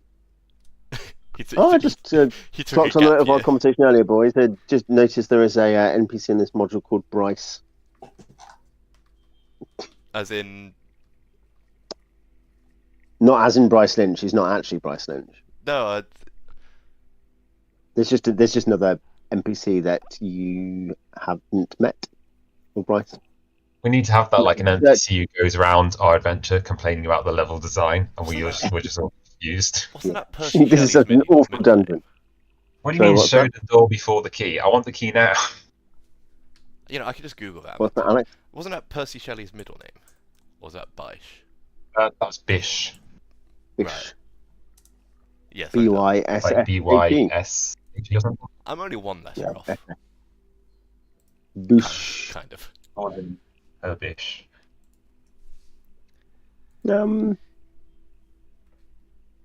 Yeah, I don't think you know anyone who speaks Goblin. And I don't think the Doc does either, because I think Doc speaks Scro as well, possibly. Do hobgoblins usually speak Scro? Yes, hobgoblins do, yeah. Okay. So if they hear us speaking Scro and they don't understand it, they probably recognise it enough to get the hobgoblins over. Yes. If we are going to do it. So it's fine. Bible. So yes, you want to fly out and go and hang out with these people. So you can fly out. How are you going to contact them? Loudspeaker? I thought we were going to drop people on them. That was the idea, wasn't it? So we're going to our ship down to somewhere nearby, and then wave a white flag and speak. First, it would be get nearby and then ask the priest to cast the augury. to see if we're just going to be attacked on sight. Okay. And then, basically just walk into the clearing with some kind of flag. Is there someone we can land our ship that's like a reasonable-ish distance from the encampment? It's not. It might be quite. It's fairly heavy for us to be. The star sail isn't massive. Is it 30 by 10 or something? It's probably difficult to land from above. We could I don't know. Just put a rope on the ship, abseil down, and then just tell Jackson to leave and head back to town. I mean, Jackson can stay there as well. It depends how long you're going to be. Well, it's just the risk of... if he's still in the area, there's a risk of goblins shooting him down or something. Even if it's a small risk, probably best. The ship should give him cover, right? So it can't be that bad. Well, perhaps tell him to just circle, high above, way out of range of anything, and then give him a signal that I'll make some big red, smoke or something with an illusion spell. I've got whistle we can use. And is that when he plays Fortunate Son? And that's when he plays Fortunate Son, and the cleric starts shooting the ballista. Yeah.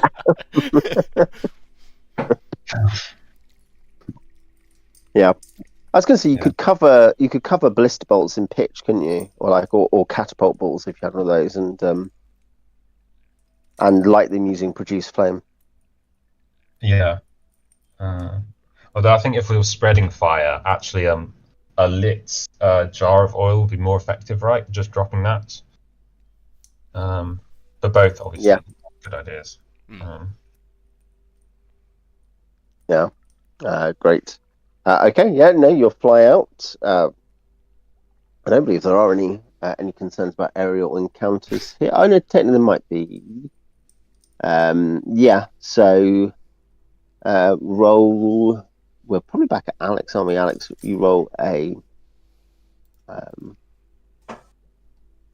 you ready? Roll a d10. Are you ready to watch me roll a 0? A 0, yeah. Oh, so close. 2. It kind of went up again. It went 6, 4, 2, 6. Simon, 2 you, and then we'll go to the overmap, I guess. There's the overmap. I don't know what current world map. So you've gone back down to writers, and then you're heading this way. Beach, if you want to roll a d10. And the second roll. 7. I'm going to say it's different range of numbers, of course, in a d10. Alex, which somewhat screws our attempts to manipulate probability. So you will fly over to here. I should have actually marked up that as where they are, I think. Oh, no, maybe they're the one next to it, because that was... Yeah, so there we go. You're there. Okay, great.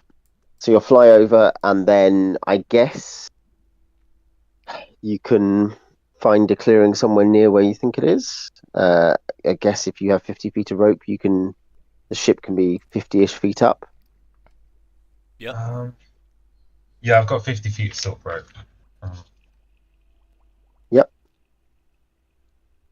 Great. I mean, I have hemp rope, so I can use mine if you want to hold on to your silk in case something goes tits up.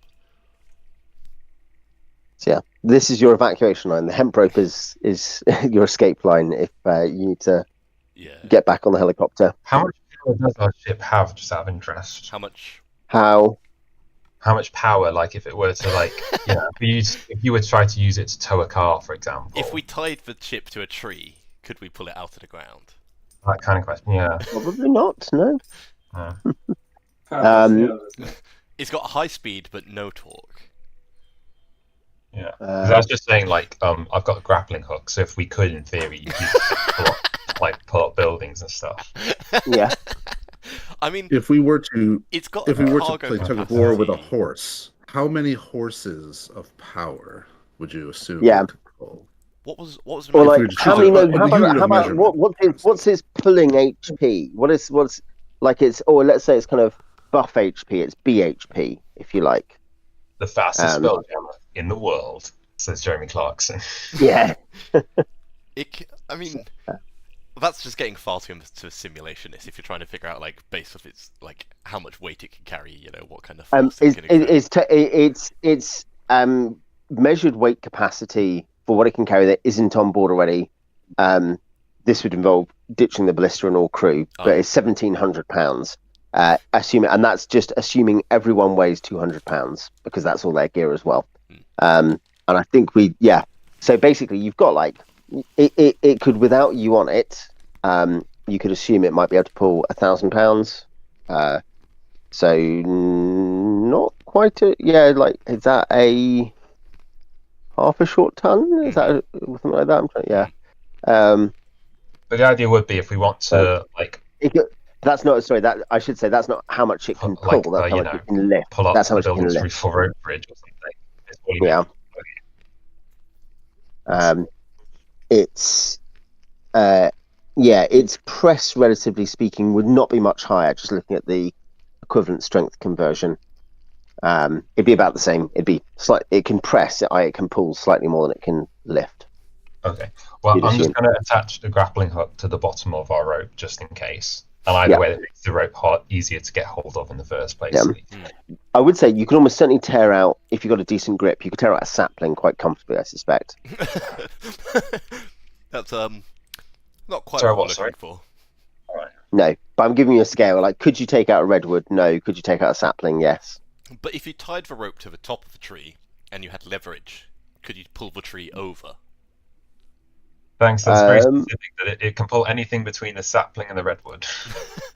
Anything, no, what I'm saying is everything short of the mountain K2 can be lifted.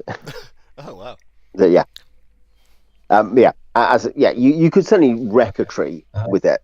Probably you could wreck a really big tree with it because you just What if you had it fly by with all these grappling hook ropes attached to the bottom and then just fewer people on them, or some kind of grape shot warfare kind of thing? It sounds like you want to turn the Star Cell into some kind of Dark Eldar ship. Yeah, I was just thinking that. Yeah, it's like some kind of Dark Eldar thing. We're gonna put goblin faces on the sides. You turn around and you realise that thumb is no longer dressed like a retired officer of the Imperial Elven Navy, but actually looks like a character. He's called himself Yerkun now, and by the way, Yerkun was right. To be clear about that. Why does it all look like they're from Hellraiser, guys? It's a bit weird. But yes, assuming that you are not going to adopt Yerkunish tactics. Not yet. Not yet. We're not that desperate. Not yet. Yeah. I mean, pulling over the tree is an interesting option. Yeah. No, and it's something which the equipment you have. Yeah. It allows you to consider. Yeah, and you should. That's what the tools in the game are for. Yeah, maybe a little cartoon. Do we have an axe? I'm sure we can. Yeah. My character is religiously forbidden from cutting down trees because of the axe. But we could just cut down the trees. Cool. So some of you are dropped off. How far away from the camp do you want to be dropped off? 100 yards or so. What do you think, guys? 120 yards? I mean, it's not like we as long as we're maybe 10 minutes walk away. It's we can, given we're gonna have Jackson circling above in the air, he can see a signal, quite clearly from a distance. If that signal is a big plume of colourful magic into the air. And I've got my signals as well. So I think 10 minutes away, so we're safe whilst landing. And then 10 minutes, so we're close enough for the. Should we say 360 yards? Yeah, that sounds about 10 minutes. Cool. Yeah. No, that's fine. I mean, you'd have to pro-rata it down. I'm not going to bother to do that. But yeah, that's probably fine. Yeah. About half a mile. That's what, 10 minutes. Yeah, but basically, people who are moving 12. If you're moving 6, and you're moving a route, you can basically move at combat speed, so it'd be about 600 yards. If you're moving roughly in the area you were at last time, so you know where you're going. Yeah. If you don't know where you're going and it's exploration speed, it'd be 60. You'd be at 60 yards, which wouldn't be very fast at all, but that's fine in 10 minutes. But that's fine. You're in an area, So yeah, you can do that.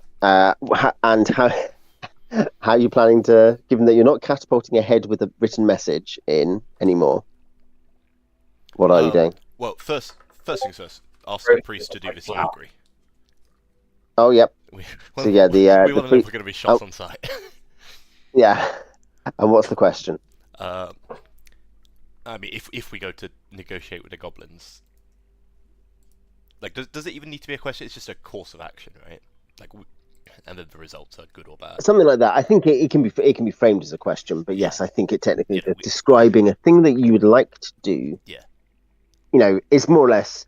But I think the point is you are framing it as an if question, aren't you? I think because is the following course weal or woe? Yeah. I am going to stick my head in the grinning devil face. Yes. That kind of thing. So, yeah. So will we do well if we go to the third one? Or what was the other example? Will something good or bad happen if I put my hand in this urn full of hissing noises? Yeah. If I open the urn next to the lich, the creepily friendly lich. If the party is considering the destruction of a weird seal, yeah. So yeah. I guess the question should be, will we be immediately attacked if we try and negotiate with goblins? Because it's possible that we'll negotiate and negotiations will go badly and we'll be attacked afterwards, but that doesn't matter. Yeah, you don't want to say, will we be attacked if we go there? Because then that will change the probabilities, yeah. You're asking, will there be... will they shoot us on sight? Yeah. I think the...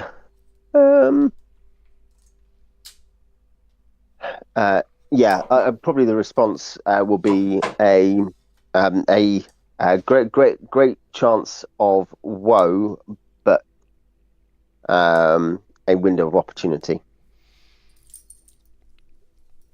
will be the augury. Good luck, guys. I mean, you say that like you're not with us. Yeah, we should have with you guys. He's manning the ballista to prepare to come in. I'm on the blister. Okay. I'm on the blister up top. That's my job. Well, I guess what do you guys think? You'll be fine. Go ahead.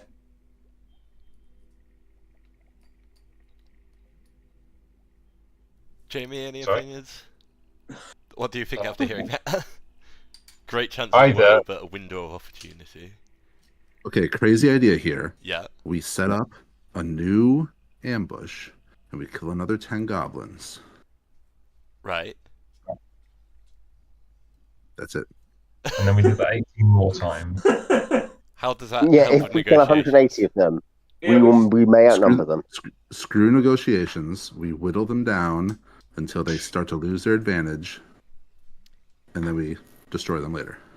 What? We didn't even need to destroy them. Sure. We didn't negotiate. All we're doing here is getting some bounties for goblins we kill. Like, we don't actually have to wipe them out.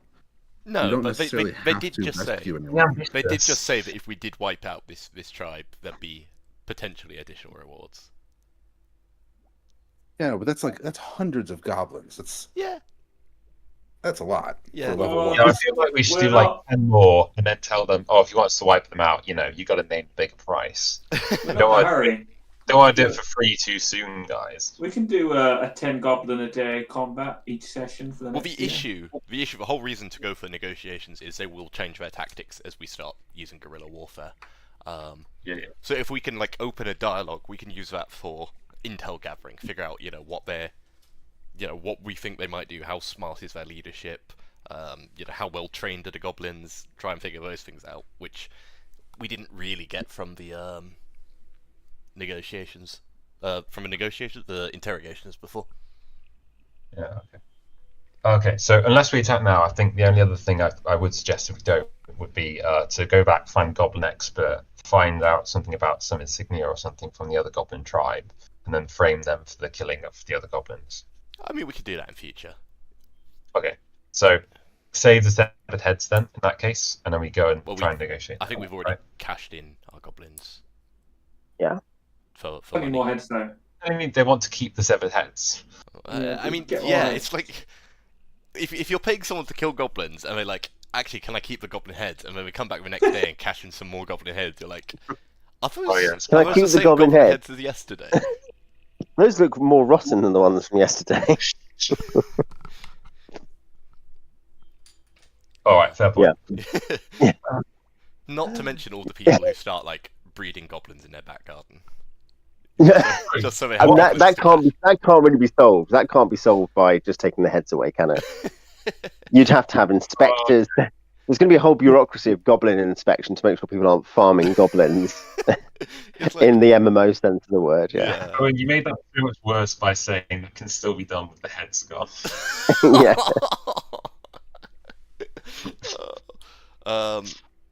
Yeah. So, like, do we feel it's worth the risk to try and negotiate with the goblins? Because we're not really negotiating from the only position we have power we have is Jackson and the Star Sail. So can you make a thwop sound as you come in over their base? Listen, if the answer was, are they going to attack us on sight? And it was, most likely yes. You'll have to find yourself a different translator. I'm not going to go stand in front of the goblins with the likelihood being that they're going to pepper me with arrows. Hello, I come in peace. Right. Well, I've got AC 2, so I guess I'll see.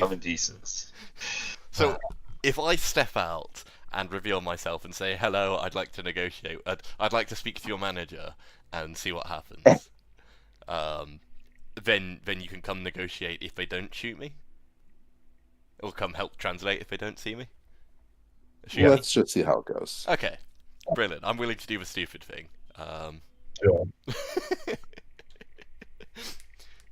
That's why we bring you along. We mean Alex, not your character. Why don't we hide behind a tree and then stick out the white flag from behind the tree, like the way people do it in the trenches, and the white flag sticking up, but when they can't shoot you because you're not visible yet. And then he'll run out from behind the tree kicking a football. Yeah. Yeah. Yeah. Great. Okay. Let's just do it. Yeah. I will kind of just step out just a few feet into the clearing with the white flag and call out hello. I'm trying to think, which entrance would we approach? Which seemed like the main entrance that led to the above ground bit? Was it the northern side? The southern one, because the northern one went underground. The northern one was the tunnel, right? Yeah.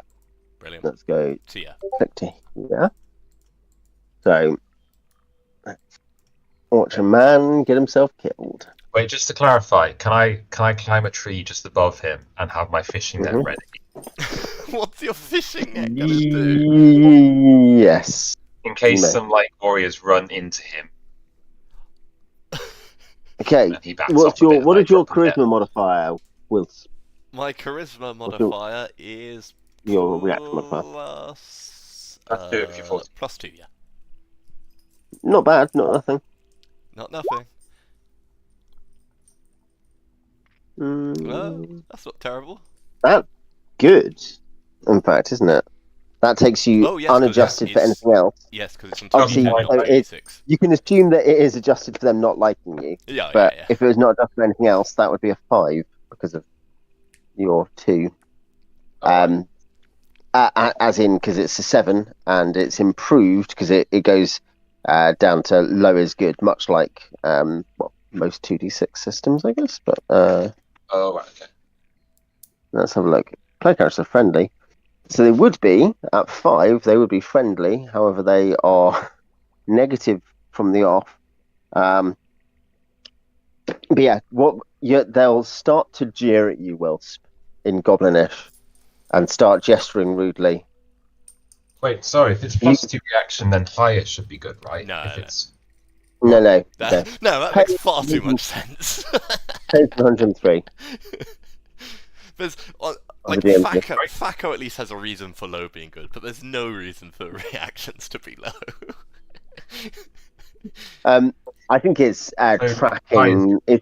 It's tracking to do with it being a roll under, essentially. As in, I think it obviously tracks to those abilities. But it could be a roll over. Can I see them? Can I see these jeering goblins? You can probably, if you are only like 50 feet up above the tree, above the canopy, but because remember, like the trees will be like 40 and 50 feet and stuff. Yeah. The biggest ones will be bigger. Those really big ones will be like 70, 80 feet. But yeah, like you can hear them. Probably won't be able to see them beneath the canopy, but you can probably hear them. Can I fire the baluster at them? Yes. Why don't I mean roll? No, this is going well. Assuming you're. Why? I'll wait a little bit. I'll wait until I'm taking aim. Yeah, so they are jeering at you, Wilsp. Yeah. Making gestures from the ones you can see. There's some kind of peeking around the tunnel. There's some of the kind of corners of the camp who you can see. Like the wooden post, kind of the wooden watchtowers, small wooden watchtowers peeking over on the southern end, yelling at you. Obviously, very unimpressed by you. Yeah, directly threatening, not threatening you. They just think you're a joke. You get the feeling they don't value you or rate you. Well, that's okay. The feeling's mutual. Yeah. He says in common, knowing they won't understand it. Yeah. Bill, could you come ask for the manager, please?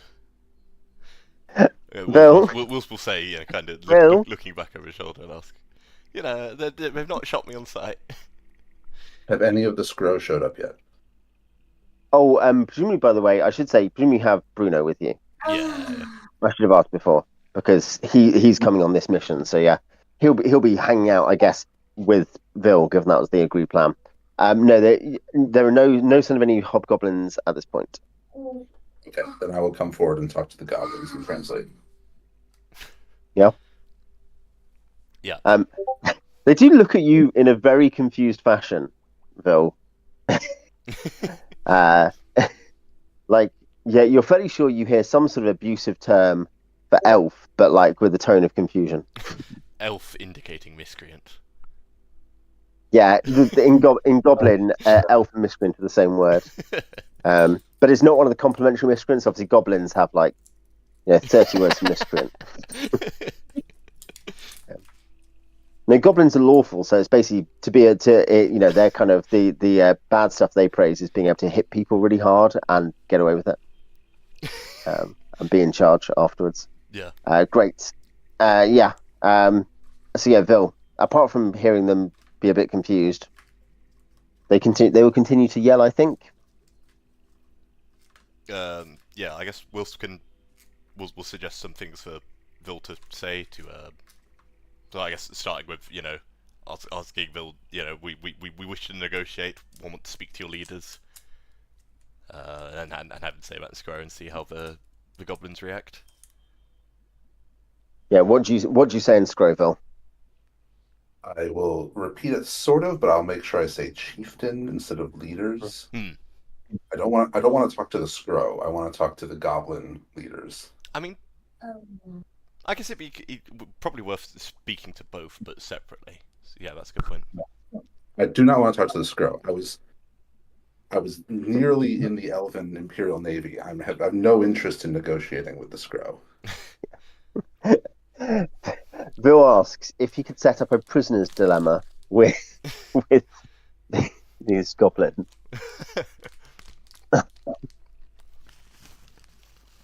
Let's see how they respond. We'll finish in a second. We'll have them respond. What? Actually, should check this way. What is their sample int? Not very high.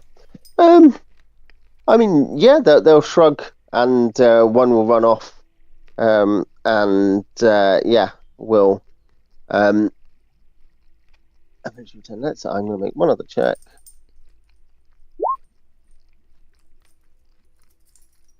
Yeah. Okay. So, what we'll leave the session is that you will see coming behind a little phalanx of other goblins. You will. What are the goblins carrying? Yeah, they've got spears and battle axes. Phalanx of other goblins. You see a tall goblin. They're still small, obviously, but this pasty green skin, armored, looking quite powerful, well armed, behind his phalanx, and he'll probably shout in a squeaky voice. And we'll, as I say, we'll leave that there. But he'll shout to know what the burned elf and the little man want to talk about. I fire the bastard. They sound brilliant. Yeah, the one racism that Thumb cannot accept is against himself. Yeah, that's where we're at then. But yeah, if you want to fire the ballista, you obviously can, Thumb. You are the man. No, I can't see them. I can't see any of this anyway. Really. You continue to hear shouting, I guess. I can hear shouting, but I can't really see them. If I could see them, I would seriously consider it. But I think I've got a good chance of hitting our people. Yeah, I guess you do logically know your guys are close, so you can feel free to aim. You can do the best you can. You can ask to descend, but yeah, this is why you need napalm to remove the cover the Viet Cong are using. I think that's how it works. Oh, it's why we needed smoke, because then you can chuck a smoke grenade and I can fire at the source. Yeah. You actually, I mean, to be fair, there was the discussion of you could use an illusion or you could use oil or something to set up a signal. Yeah. You've already discussed that, so I would accept that as a tactic you use that's prearranged, rather than like meta. Like, can we 5 sessions later after we've separated? Oh yeah. Set up a signal system. I guess maybe have arranged 3 colors of like illusory smoke. Like green means come pick us up, red means leave, and orange means blue means fire. Blue means fire here. Yeah. Yeah, green means fire here, blue means fire here, and red means fire here. Any smoke just means shoot at the smoke. That's my understanding of the situation. Yeah. Cool. Okay, we'll leave that there, and we will be back in 2 weeks, I guess, to negotiate and/or fight and/or both. Yeah. Cool. I'll catch everyone next time. Bye bye. Good night.